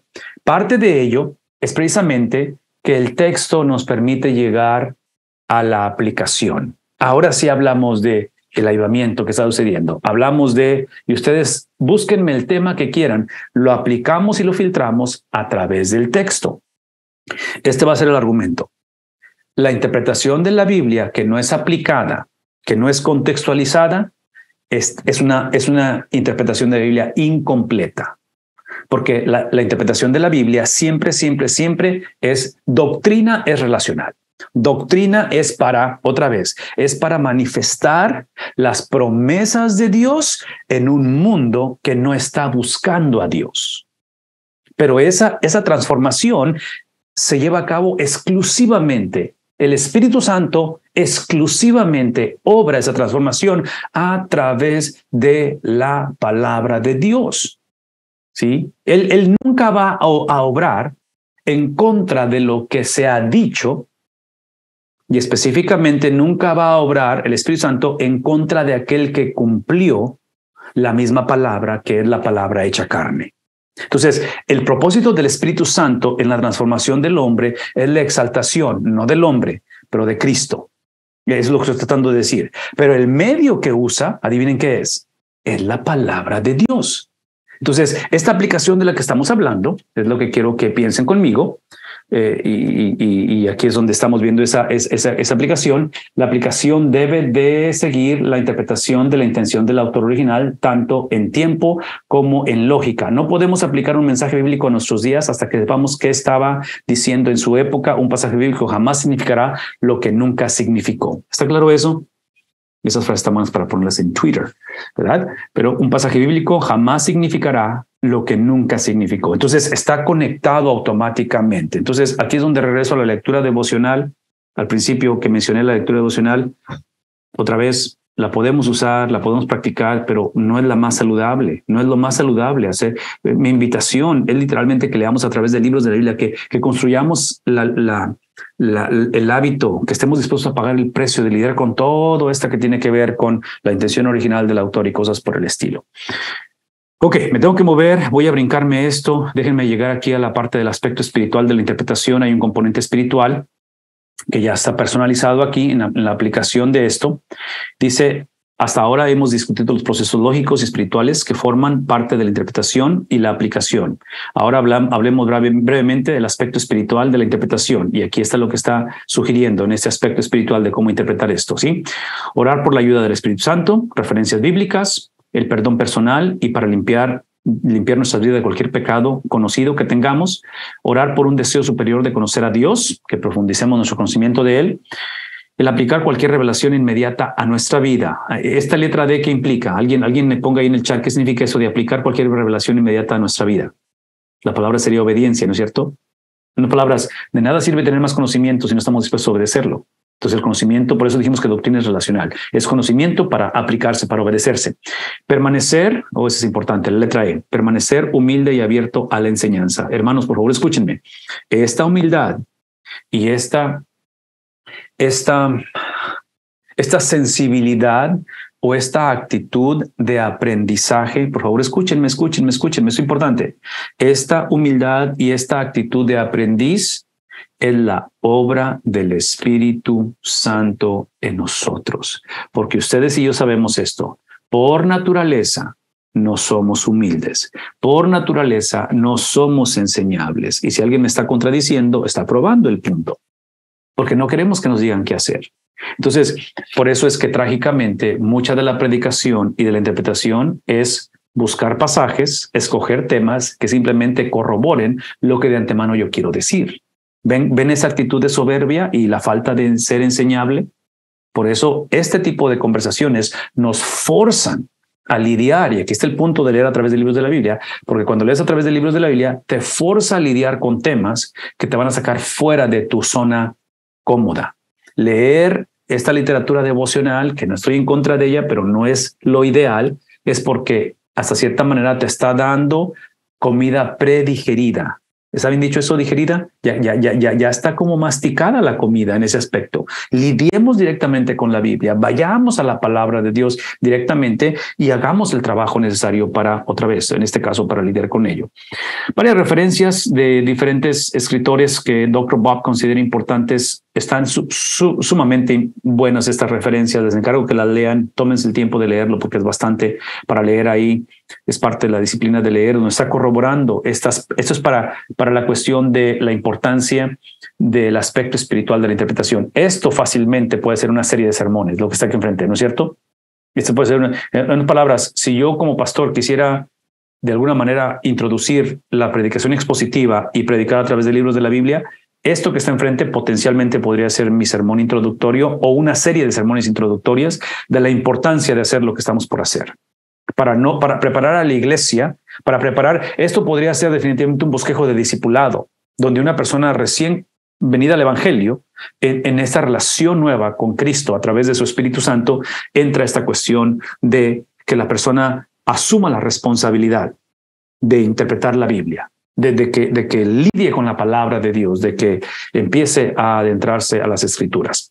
Ok, me quedan algunos minutos y ahorita vamos otra vez a un tiempo de preguntas, pero en esta cuestión de la introducción rápidamente quiero hablar de esto. Esta es la página, ¿qué página es? Es la 7. En su libro, en su cuaderno, habla de la necesidad imperante, lo cual habla de algo de urgencia con respecto al estudio bíblico. Es extremadamente importante que estudiemos la Biblia. Muchos cristianos no conocen la Biblia y esa es la razón, porque trágicamente, sí, nunca la estudiamos. Aquí es donde yo veo la cuestión de estos devocionales que nos quitan de esa oportunidad. La mayoría de los cristianos solo sabemos lo que se nos ha dicho de la Biblia. No realmente hemos leído la Biblia.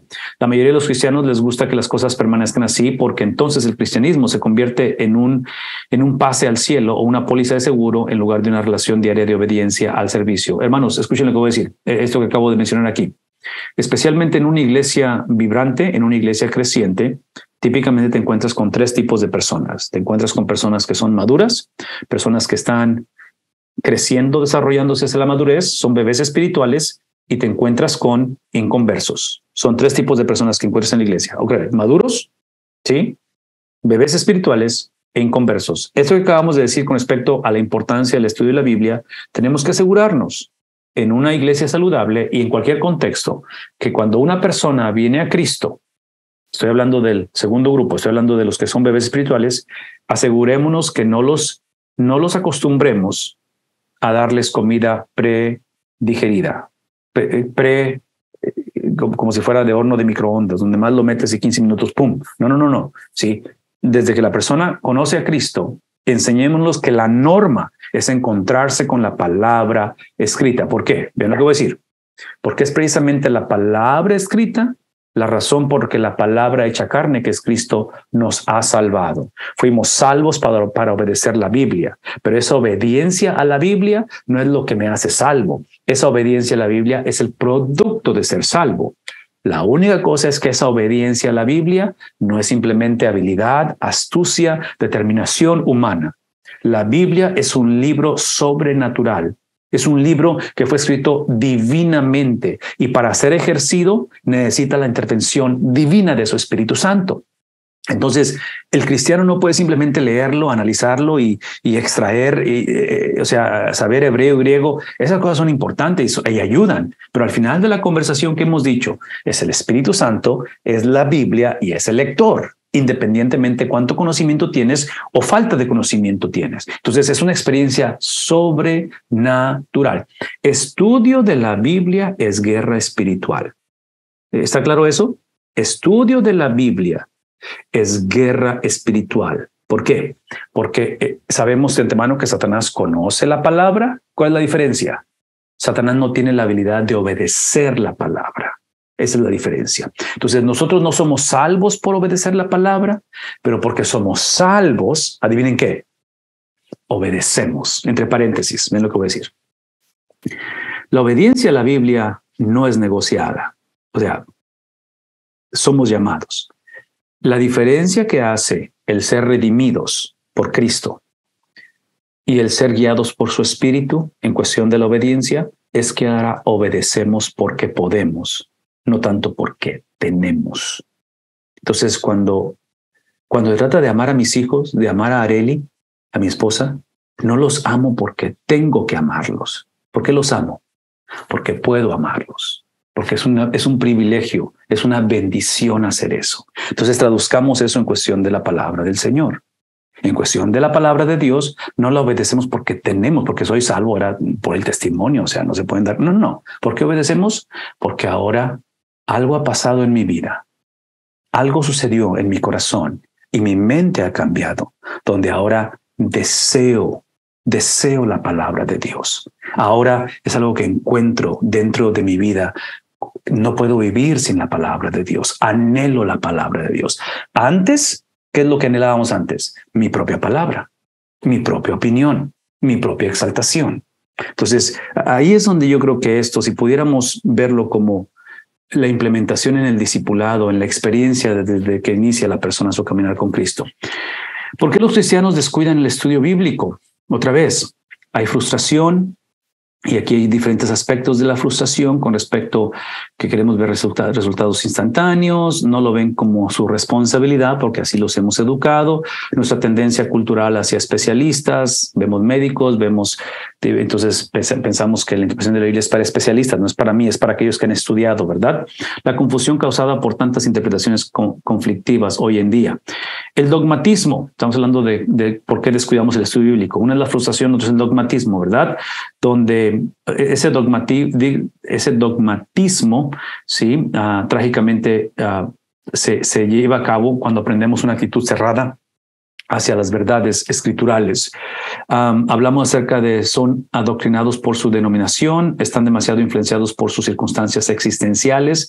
Aquí es donde, Pastor Miranda, regresamos a lo que estamos hablando de cuando hay un fenómeno en la vida, en la sociedad, y pensamos que está conectado automáticamente con profecía, por ejemplo. Porque nuestra tendencia es, ¿qué es la palabra? Sensacionalismo. Nos encanta todas las cosas que son así, que tienen ese sentir, porque somos atraídos a lo desconocido. Entonces, otra vez, esa curiosidad potencialmente puede ser natural en nosotros como seres humanos, pero una vez más. ¿Sí? No estoy en contra de las experiencias, pero tiene que haber una base de la experiencia. Tiene que haber una razón por la cual hemos experimentado lo que hemos experimentado. Sobre todo cuando estamos en tiempos de lucha y de prueba. Ahí es donde más vale que nuestro fundamento sea lo que Dios ha dicho.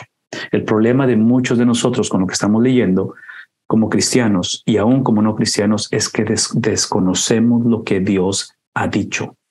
Solo lo que conocemos es lo que creemos de lo que Dios ha dicho.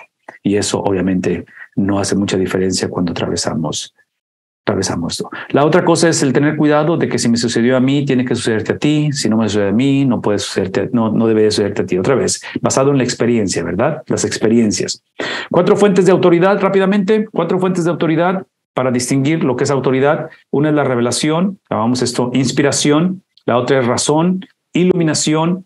La otra es experiencia, es importante, pero observen en dónde se encuentra en la lista. La otra es la tradición cultural. Y la otra son las preguntas clave es la autoridad. En este caso hablamos del racionalismo, existencialismo, denominaciones, ¿ok? Revelación contrastada con razón humana, revelación contrastada con experiencia humana y revelación contrastada con tradiciones humanas. Entonces, son preguntas claves con respecto a decir, ok, ¿qué es autoridad realmente? Dios nos creó a su imagen y semejanza. Por lo que nuestra mente y experiencia son importantes, pero adivinen qué, son importantes lo que pensamos y lo que experimentamos, pero no son definitivas. Eso también se aplica a nuestras tradiciones y nuestra cultura. Letra D. Para conocer la Biblia por nosotros mismos se debe pagar un costo intencional. Y aquí es donde regresamos a la importancia, pensando en una experiencia de discipulado. ¿Cómo discipulamos a los hijos? ¿Cómo discipulamos a un recién convertido? Sí, hablamos de oración. ¿Hablamos de qué cosa? Número 2, persistencia. Hablamos de posicionarnos debajo de alguien. En este caso, de ser enseñables y ser moldeados por alguien más. Debemos de responsabilizarnos de una consistencia, ¿verdad? Conectado con la persistencia, que esté sistematizado. Y la otra es que tenga una aplicación. En otras palabras, ya que me he encontrado, ahora que se ha encontrado con Cristo la persona, en el número 5 estamos viendo el fruto. ¿Qué es lo que ha pasado? ¿Cómo es que ha cambiado la vida de la persona? Observen que es la acumulación de este tipo de estructuras que nos está llevando aquí. Ok, con esto voy a concluir. Quiero introducir lo que es el método antiguo para el estudio bíblico. Ok, y ustedes ven aquí mis notas que este estudio bíblico va en contra o es una defensa en contra del método alegórico que se presentó en el siglo II a través de Alejandría de Egipto. Hablamos aquí acerca de este método histórico gramatical o literal de interpretación. Nos ofrece un enfoque consistente y verificable para el estudio bíblico personal. Lo que está implicando aquí en esta cuestión de que sea un enfoque consistente y verificable es precisamente que cuando hablamos de este tipo de interpretación que ya existía, que es el alegórico, trágicamente, que es donde mucha gente hoy en día se encuentra, y viene esta palabra sensacionalismo, donde creemos en la Biblia, pero lo vemos simplemente como la herramienta para interpretar estas experiencias en la vida. Entonces, ¿ven el problema? Donde la Biblia simplemente es una herramienta para interpretar o para afirmar o corroborar, o a lo mejor para evitar una experiencia en la vida. Queremos ver si esto es genuino o no. Entonces buscamos en la Biblia algo que corrobore eso. Menciono esto porque este movimiento que existió en Alejandría de Egipto en el siglo II con respecto a este método alegórico era literalmente leer la Biblia buscando, tratando de buscar. Esa era la mentalidad. La mentalidad es que el significado de la Biblia o del texto estaba sepultado. Entonces, como solamente gente preparada podría lidiar o encontrar el significado verdadero y tenía que excavar como si fuera algo que tienes que desenterrar, entonces lo que encontrabas por encimita era simplemente leer y automáticamente buscar una aplicación a ello.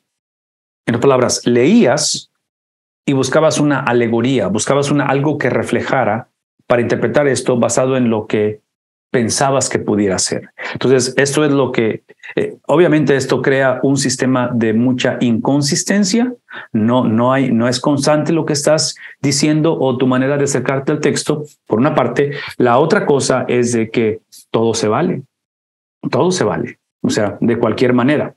El sermón que ha usado Dr. Bob como ilustración, que él escuchó, y ahorita lo voy a mencionar, pero es el pasaje en el libro de Samuel donde el rey David trae ¿qué viene siendo? El hijo de Jonatán, aquel Mefiboset, creo que se llama, el cual tenía sus piernas, estaba paralizado, y lo trae como promesa que David hizo a la descendencia de Jonatán, y lo trae a la mesa del rey. Estaba como pordiosero, estaba como un mendigo, no sé si es hijo o nieto, pero el punto es que lo trae y lo sienta a la mesa. Entonces, alguien hizo un sermón que esa es la gracia de Dios, que la mesa del rey representaba la gracia de Dios, de tal manera que las piernas deformes de este jovencito o este varón representaban el pecado de la humanidad, la condición del hombre. Entonces, el venir a la mesa, ese es el sermón, es Dios en su misericordia nos permite posicionar nuestra condición deforme por el pecado debajo de la mesa, porque la mesa es la gracia de Dios. Aquí está el problema con el sermón. El problema es que el mensaje es verdad, es cierto. Eso es lo que Dios hace en su gracia. Pero aquí está la tragedia. Este pasaje no tiene nada que ver con la gracia de Dios o con la explicación que se dio de la gracia de Dios, por varias razones. Una es porque en ese tiempo no existían mesas como esta. La gente comía sentada en el piso. Había mesa, pero era algo que estaba en el piso. Entonces las piernas de la gente eran puestas hacia atrás y se recargaban en su codo para comer. Entonces, otra vez, la imagen de una mesa, la manera en que nos sentamos hoy en día ha sido impuesta en un pasaje. Y ahí es donde nos metemos en problemas. Es donde no podemos seguir. Es ese tema de la alegoría, de simplemente tomar una verdad o tomar un pasaje y sacarle un significado que no tiene nada que ver con el pasaje. Porque la mentalidad es que el significado del pasaje está enterrado, cuando lo que hemos dicho es lo opuesto, ¿verdad? Hemos dicho que la verdad, el evangelio, está por encimita. Dios desea que el hombre sea salvo. O sea, no es algo complicado el entender el evangelio. Es obvio que necesitamos la revelación de su espíritu para darnos el entendimiento, como es lo mismo para la iluminación de la palabra de Dios, pero el significado está ahí. ¿Tiene sentido eso, hermanos? Esa explicación que estoy dando nada más para sintetizar lo que estamos hablando aquí, porque encontramos aquí en la letra B las presunciones personales sobre la Biblia misma. El primer factor, como el primer factor determinante, las presunciones básicas del autor son, y es lo que está explicando Dr. Bob, que son sus presunciones o su idea preconcebida. La Biblia vino de Dios, ¿sí? Él quiere que le conozcamos. La Biblia, como la hermenéutica, no es, esto es importante, no es un fin en sí misma, sino que es el medio para conocer a Dios a través de Cristo, lo cual es la revelación suprema de esa revelación suprema de Dios. Aquí es el punto, ¿verdad? Por eso hemos estado enfatizando que no somos salvos por la Biblia, somos salvos por Cristo. Pero la manera en que somos somos a través de la palabra escrita, en este caso. No somos salvos por la palabra escrita, somos salvos por la palabra hecha carne a través de la palabra escrita. La Biblia está escrita en lenguaje normal, humano. La Biblia, número 4, es principalmente redentora y para todos los hombres. No es nada más conocimiento por conocimiento, el hombre tiene que cambiar, tiene que ser salvo. El Espíritu Santo es una guía indispensable en todo esto. Y otra vez, piensen en términos de discipulado. Este material es excelente para poder enseñarle a una persona cuando viene a Cristo que la Biblia no es opcional, necesita encontrarse con la Biblia y aquí están algunos pasos para hacer eso. En fin, aquí está hablando de ese contexto entre esfuerzo humano, esfuerzo espiritual con respecto a ello. El número 6, la Biblia no aborda de manera directa todas las preguntas modernas. Esto es importante, ¿verdad? En otras palabras, la Biblia está, escuchen esto, y esto no altera su inspiración, pero está condicionada a ¿qué cosa? Históricamente. En ocasiones la Biblia es ambigua. Algunas verdades están guardadas para el futuro y por lo tanto están ocultas. Algunas verdades se relacionan principalmente con algunas culturas. Específicamente, lo que se revela es de acuerdo para nuestra fe y estilo de vida. El enfoque de este método histórico-gramático, que es lo que estamos hablando, es literalmente para verificar, ¿sí? Estar listos antes de hacer la declaración. Esto es lo que dice el Señor. No es un método único para académicos, sino para el hombre común. La interpretación es un esfuerzo consistente de usar los mismos procesos inconsistentes en la comunicación humana a través del texto escrito. Esto sí es lo que me encantaría que escribieran o que le tomaran ahí un pantallazo, como se dice, pero es considerar esto. Tenemos que entender el género del texto, el significado contemporáneo de los términos en el texto, usando el ejemplo de esclavitud. No podemos imponer nuestro entendimiento de esclavitud hoy en día y asumir que cuando Pablo habla de esclavo y de amo, es el esclavo de nuestro tiempo, ¿verdad? El contexto histórico y cultural del texto. ¿Qué está pasando en ese tiempo? ¿Es tiempo de libertad? ¿Es tiempo de esclavitud? ¿Es tiempo que Pablo está en la cárcel? ¿Es tiempo que Pablo... ¿Qué está pasando históricamente? Tenemos que averiguar eso. La unidad total literaria o del libro antes de las partes interpretar. Hablamos de, otra vez, de los bosquejos, ¿verdad? Hablar de qué está hablando. El libro de Romanos, ¿de qué se trata? De la justificación a través de la fe. Entonces de ahí bosquejamos el resto del libro. Las dificultades al interpretar un texto antiguo se multiplican por, esta es la razón que esto es retador, ¿verdad? El entendimiento sobre cualquier lenguaje antiguo es limitado, el conocimiento de la intención del autor se asume, el entendimiento sobre el género seleccionado es incierto y el conocimiento de modismos y lenguaje metafórico es incierto también. Requiere que uno intente determinar la intención del autor original. Los siguientes son preguntas. Eso es importante, por favor escríbanlos, por favor, no sé cómo decirles esto. Inclusive, estas preguntas, hermanos, se las voy a mandar en los emails con los enlaces de Zoom, porque esas son extremadamente importantes, ¿ok? Aquí está la base de esto. Las siguientes son preguntas básicas de contenido y contexto que nos deberíamos hacer sobre cada versículo que leemos. Entonces, maestro de escuela dominical, pastores, conforme preparamos para el miércoles o para el domingo, o lo que vayamos a hacer esta semana en cuestión de estudio personal, tenemos que lidiar con estas preguntas. ¿Cuáles son? Aquí están las preguntas. Número 1, ¿qué es lo que dijo el autor original? ¿Qué es lo que dijo? Otra vez, no lo que yo entiendo, no lo que pienso que dijo, ¿qué dijo? Y tengo que lidiar con todo eso para investigar, ¿verdad? Los 4 ciclos de lectura. ¿Qué quiso decir el autor original? Es lo que se le llama exégesis. Crítica textual es la primera, eso es exégesis. Es poder no solamente, otra vez, en este caso usando el ejemplo del esclavo con el amo, no es simplemente leer que está diciendo que el esclavo se somete al amo. La pregunta es, ¿qué es lo que quiso decir? En esta letra B, esto es lo que yo voy a argumentar en la exégesis, es que Pablo... Ok, una vez más, por favor escúchenme. Si hablamos de esclavitud ahorita, hablamos de tráfico humano, ahorita la pregunta es la manera en que vamos a hablar ahorita. La pregunta es, ¿cómo le hacemos para que nuestros gobiernos hagan un mejor trabajo, la sociedad como individuos, de evitar el tráfico humano? Porque es un problema serio.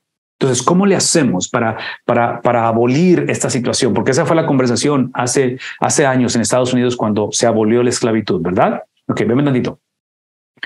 En el libro de Efesios, Pablo no está escribiendo a esas iglesias para ver cómo pueden lidiar con este problema de esclavitud. Pablo está escribiendo para instruir al cristiano cómo vivir su fe en Cristo en esa sociedad. ¿Ven la diferencia? Una es hoy en día sería para abolir, pero Pablo está diciendo, no se trata de abolirlo, se trata de cómo vivir en este caso como esclavo con el amo. ¿Vemos la diferencia? Es lo que está hablando de lo que quiso decir el autor original. Letra C, ¿qué dijo el autor original en otras partes sobre el mismo tema? Pasajes paralelos, les dije hace rato. En el caso de Efesios, el libro que tiene más paralelismo es el libro de Colosenses. Entonces hay que investigar qué está diciendo con respecto a ese tema en otros libros que él escribió. ¿Qué dijeron otros autores bíblicos sobre este tema? Aquí no nos vemos fuera de Pablo, ¿verdad? Hay otros apóstoles que escribieron, en fin.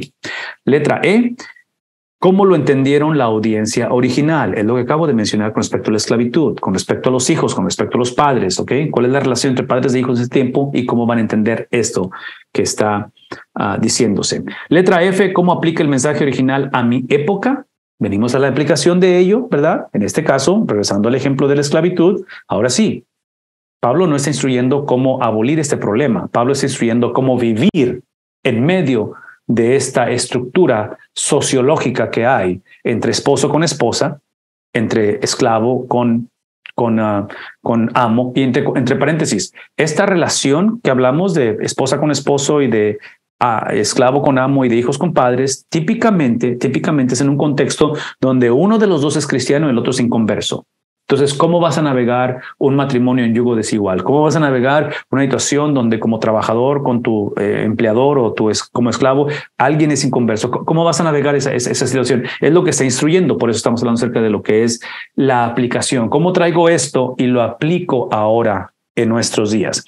Y lo último es la aplicación original a mi vida. ¿Cómo aplico esto de una manera personal? Entonces, primero es en mi época, la aplicación cultural, ahora es la aplicación personal. Es lo que estamos haciendo aquí. Aquí me voy a detener por la cuestión del tiempo. Otra vez, esta es una conversación que necesita continuar. Una de las cosas que a lo mejor podríamos hacer más adelante, pastores, y estoy refiriéndome al pastor Miranda, al pastor Tapia en esto, es a lo mejor podríamos, ahorita no porque el tiempo no nos permite, pero más adelante, adentrarnos un poquito más en la elaboración de estudios bíblicos o de sermones bajo estos principios. ¿Cómo se ve ya el producto terminado?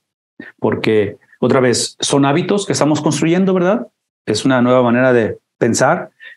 Lo construimos y es algo que eventualmente empieza a florecer conforme empezamos a practicarlo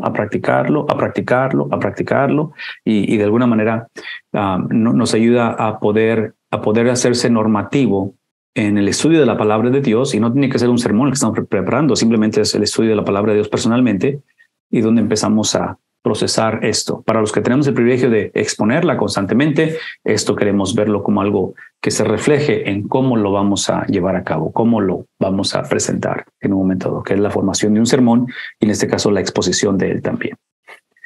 Pastor Miranda, ¿tienes algún comentario antes de irnos? Porque ya se acerca la hora. Sí, bueno, agradecer, pastor, nuevamente, porque cuando vamos viendo esta clase de enseñanza, el doctor Bob también es un poco incisivo, se podría decir, cuando derriba muchas de nuestras tradiciones al momento incluso de preparar un sermón. Y tal vez a muchos les complique el tener que salir de su forma. Pero una vez que uno ya se entrena en esto, es posible poder encontrar frutos, digámoslo, de enseñanza en la iglesia, porque, por ejemplo, lo que acostumbramos es a movernos de bloques doctrinales que ya están preparados. Y mucho de eso, la doctrina sistemática también es culpable cuando no la usamos de manera correcta, porque la teología sistemática también tiene su prejuicio respecto de quién la presenta, ¿no? Y de ahí empiezan a desprenderse todas estas escuelas de teología y las separaciones entre calvinista, arminiano y todos los demás. Y empezamos con el problema. Y en muchas de las discusiones se da que el hermano se siente presionado a participar de una de esas líneas de pensamiento. Y yo creo que lo más fácil aquí, y es lo que sucede con los hermanos nuevos, por ejemplo, uno le habla del rapto a un hermano nuevo y nunca lo ha escuchado. Uh-huh. Entonces, si uno le habla sobre ese tema y ese tema sale o no en la Biblia, eso lo podemos hablar después ampliamente, ¿cierto? pero si uno se lo enseña, él va a creer lo que uno le enseña. Y depende mucho de cómo nosotros los llevemos a la Biblia. Entonces, es muy importante para nosotros como guías espirituales, como maestros de la Biblia, sea que aquí hayan profesores de escuela bíblica, ¿verdad? O los propios pastores o misioneros, somos responsables de cómo vamos a llevar a la palabra y al entrenamiento bíblico a estos nuevos creyentes. Somos responsables de eso. ¿Qué alimento les vamos a dar? ¿Qué herramientas les vamos a enseñar? Se da mucho, y esto yo lo he comprobado más de 5 veces y tal vez más, que muchos le colocan el misterio a la palabra e incluso al estudio bíblico y no le adelantan el estudio a los hermanos porque quieren ser los que van a enseñar y los que tengan el monopolio de la enseñanza, cosa que nadie pueda contradecir. Ya, entonces pienso yo que lo mejor es que los hermanos tengan el texto, entiendan lo mismo que el maestro entiende, de modo que todos lleguemos a una comprensión más acabada de la escritura. Entonces yo creo que hay que perderle el miedo a enseñarles estas técnicas a los hermanos de la iglesia, porque somos responsables para hacerlos crecer. Efesios dice que la idea es poder llegar todos a un conocimiento pleno de Cristo y que también cada uno sea preparado para el ministerio. Es decir, nosotros somos precursores de pastores, de líderes, de hermanos que están naciendo, que están viniendo al conocimiento de Cristo, que son bebés espirituales, pero que más tarde no sabemos para qué Dios los llamó, ¿cierto? Y probablemente estemos criando pastores, pero si los deformamos de su inicio, lamentablemente muchos de ellos van a tener que, por su propia cuenta, encontrar estos métodos que ya están establecidos y que, gracias a Dios, los estamos estudiando durante todas estas noches. Así que agradecido, pastor. No sé si fue muy larga mi... No, es excelente. Y me haces pensar también lo que mencionaste hace rato, de que no solamente les privamos de esa oportunidad de servir y de ejercer lo que Dios los ha llamado, en este caso crecer en similitud a Cristo y ser parte de la comunidad de creyentes de la iglesia, pero la otra cosa de los que los privamos cuando creamos esa codependencia, porque es lo que acabas de escribir, es codependencia, es que los privamos de estar preparados para tener las armas de la milicia cuando se trata de enfrentar la confusión de la cultura, cuando se trata de, otra vez, la Biblia, el Nuevo Testamento, el Antiguo también, el Nuevo Testamento, está escrito en un tiempo en el cual las iglesias no estaban preparadas y no estaban preparadas porque por eso permitieron que se infiltrara doctrina falsa dentro de la iglesia, número uno. Y la segunda cosa, que la iglesia no estaba preparada, era enfrentar la persecución que venía. Entonces, si el Señor es el que trae las personas a su presencia, a la iglesia, y nosotros tenemos el privilegio de pastorear la iglesia, de pastorearnos unos a otros, cuando encontramos una iglesia, una generación donde hay anemia en el conocimiento de la palabra de Dios y en la obediencia a ello, no hay nadie a quien culpar más que aquellos a los cuales hemos sido confiados, a los que se nos entregaron. El libro de Hebreos dice que daremos cuenta, ¿verdad?, de las almas que nos han entregado. Entonces, estos principios inician, escuchen lo que voy a decir, inician desde el hogar. Es una experiencia, le llamamos orgánica, integrada. En otras palabras, lo que no podemos hacer es ver estos principios de interpretación bíblica y pensar en la función que tenemos como pastores o misioneros o líderes. Es importante, porque el domingo hay que enseñar escuela dominical y es importante lo que hacemos, pero si no lo estamos reproduciendo de una manera natural, sin el título, por lo que somos, o sea, donde es algo que estamos viviendo, no nada más lo que estamos haciendo, es obvio que esto en algún momento va a dar de sí. Pero aquí es donde regreso a esto, poner la urgencia de capacitarnos unos a otros y de prepararnos para ser encontrados fiel y poder terminar la carrera bien en este caso.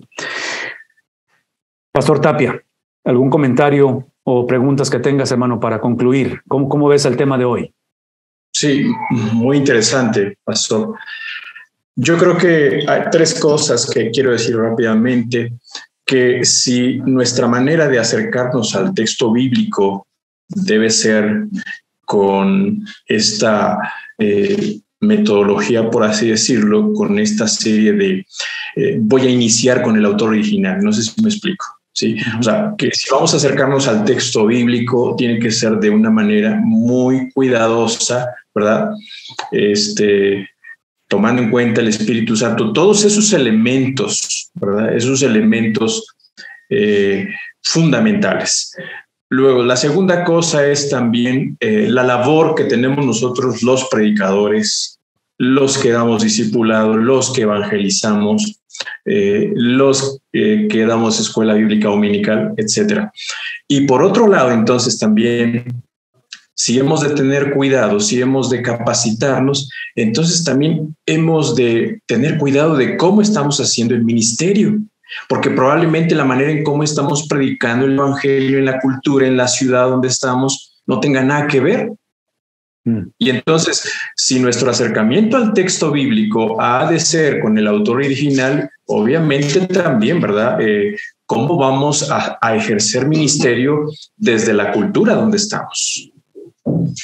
Entonces, esa sería mi aportación. Definitivamente. Y aquí es donde entra la cuestión de la contextualización, porque no es accidente, y aquí es donde entra términos como providencia de Dios, no es accidente la cultura en que vivimos, el tiempo en que vivimos, el contexto en que vivimos, la iglesia donde estamos sirviendo, todo eso es parte del plan de Dios. Pero yo regreso a lo mismo, pastor.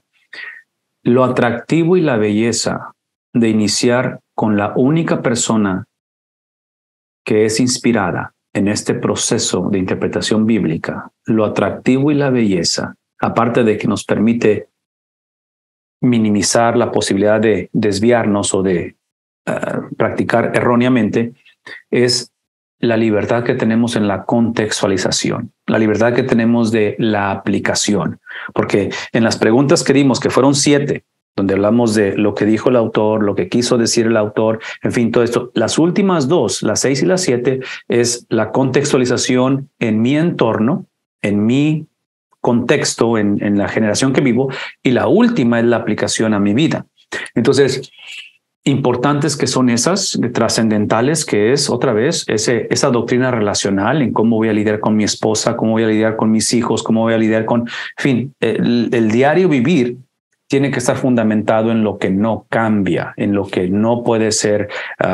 Yo estoy aquí en la ciudad de Dallas ahorita porque tenemos junta de los directivos y de los grupos organizacionales dentro de los bautistas de Texas, hoy y mañana. Y hoy me tocó escuchar el reporte de los que están al frente en el Capitolio del estado de Texas y en la corte, donde están haciendo todas las pólizas de gobierno. Y aquí es el punto. El reto que estoy escuchando constantemente de lo que está pasando en nuestra cultura es la reinterpretación de la Constitución de nuestro país.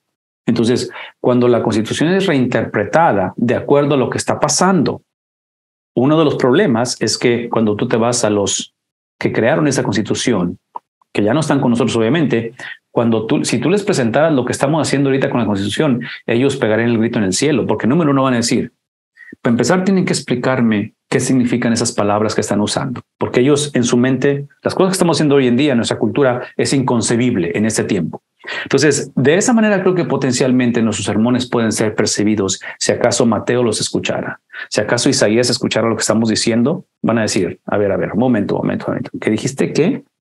O sea, no podemos sorprender a los autores originales. No podemos hacer eso. Y otra vez, muchos de nosotros trágicamente hemos caído en esta práctica o en esta metodología, que metodologías son inevitables. Todos interpretamos la Biblia de alguna manera, todos sin excepción. Lo que estamos tratando de hacer es una metodología que sea efectiva, bíblica y que nos ayude a lidiar con lo que estamos hablando. Pero en este caso,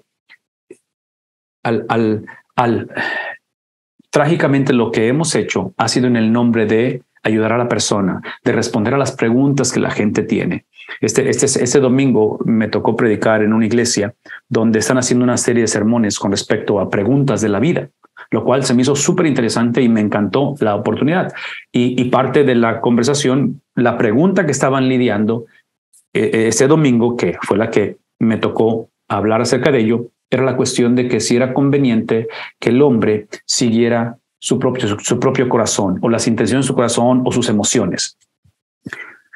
Es una pregunta legítima, pero y creo entender de dónde viene la pregunta, pero como la autoridad está en el texto, esa pregunta yo la volteé un poquito y lo que es la manera en que inicié y les dije, yo no creo que la pregunta es si es bueno que sigamos el corazón. Yo creo que la pregunta es qué tipo de corazón vamos a seguir, porque seguir el hombre seguir el corazón es inevitable. El hombre es esclavo de alguien, o es esclavo de su propia concupiscencia, al ser hijos del primer Adán, o somos esclavos del segundo Adán. Esas son las únicas dos opciones. No hay ninguna otra opción en esta vida. No existe la cosa de que soy libre. O sea, lo que llamamos libertad hoy en día es simplemente obedecer mis propios deseos, lo cual no está funcionando, es obvio. Entonces, esa fue la perspectiva que traté de presentarles porque es lo que entiendo de la Biblia. O sea, no puedo iniciar con lo que entendemos hoy en día de nosotros, de seguir nuestro propio corazón, de seguir nuestra propia intuición, lo cual lo hacemos, pero la pregunta es de dónde emana esas intenciones, de dónde emana esa perspectiva, y es obvio que la encontramos desde el libro de Génesis, cuando Adán decide rebelarse ante Dios, y el resto lo conocemos como producto de ello. En fin, menciono todo esto porque importantes son las preguntas que tenemos, los cuestionamientos que están sucediendo, y la gente desea encontrar respuesta a ello. El crear estos hábitos de poder iniciar con el autor original, lo que nos va a permitir hacer al subirnos a un autobús, al estar en una tienda y platicar con alguien por 3 minutos y tener una cita divina, una conversación rápida con alguien, de presentar el evangelio, nos va a dar la oportunidad de haber creado estos hábitos que ya en nuestra mente ya están bastante penetrados en nuestro corazón, donde por naturaleza emanan. Entonces, la situación en la vida de la persona es que probablemente está pasando por una situación donde hay luto en su vida, donde vio el reporte del doctor y le encontraron cáncer y está devastada. Entonces, es la necesidad que apremia. Ellos no necesitan conocer todo este tipo de sistemas, de procesos en este momento, sobre todo porque es una persona que divinamente, en una cita divina, abrió su corazón para hablar con un desconocido. Pero aquí es el punto. Como la oportunidad es pequeña y a lo mejor nunca vuelvo a ver a esta persona, mi presentación del evangelio, soy sensible a su condición, pero está basada precisamente en lo que no cambia, no en la condición. Está basado en esto, en lo que es lo que es inmutable, lo que no puede cambiar. Pero otra vez, como fue una situación o es una situación, esta conversación, que no la planeé, simplemente el Señor la permitió. Por eso queremos tener esos hábitos listos para, y menciono todo esto porque aquí está lo que típicamente sucede. Encontramos una situación así, no sabemos qué decir porque desconocemos la palabra de Dios, número 1. Número 2, terminamos hablándole al pastor para que venga y le diga. Entonces, así como que, espérame tantito, o sea, como pastores nos encantaría y nos encantan las oportunidades, pero es precisamente lo que decía el pastor Miranda. Nuestra labor es capacitar a los santos para la obra del ministerio, porque esas citas divinas están sucediendo todos los días en el hogar, en el trabajo, en la escuela. El problema es que nosotros no estamos uniéndonos a lo que Dios está haciendo, porque no hemos sido entrenados, capacitados o responsables de la palabra de Dios. Esto que estamos describiendo es la intervención del Espíritu Santo y Él quiere usar a cada uno de nosotros. Vamos a detenernos aquí. De veras, agradecemos mucho que se hayan conectado esta noche. Déjenme orar para despedirnos y así concluimos. Sí, permítanme orar. Padre bendito, una vez más, gracias.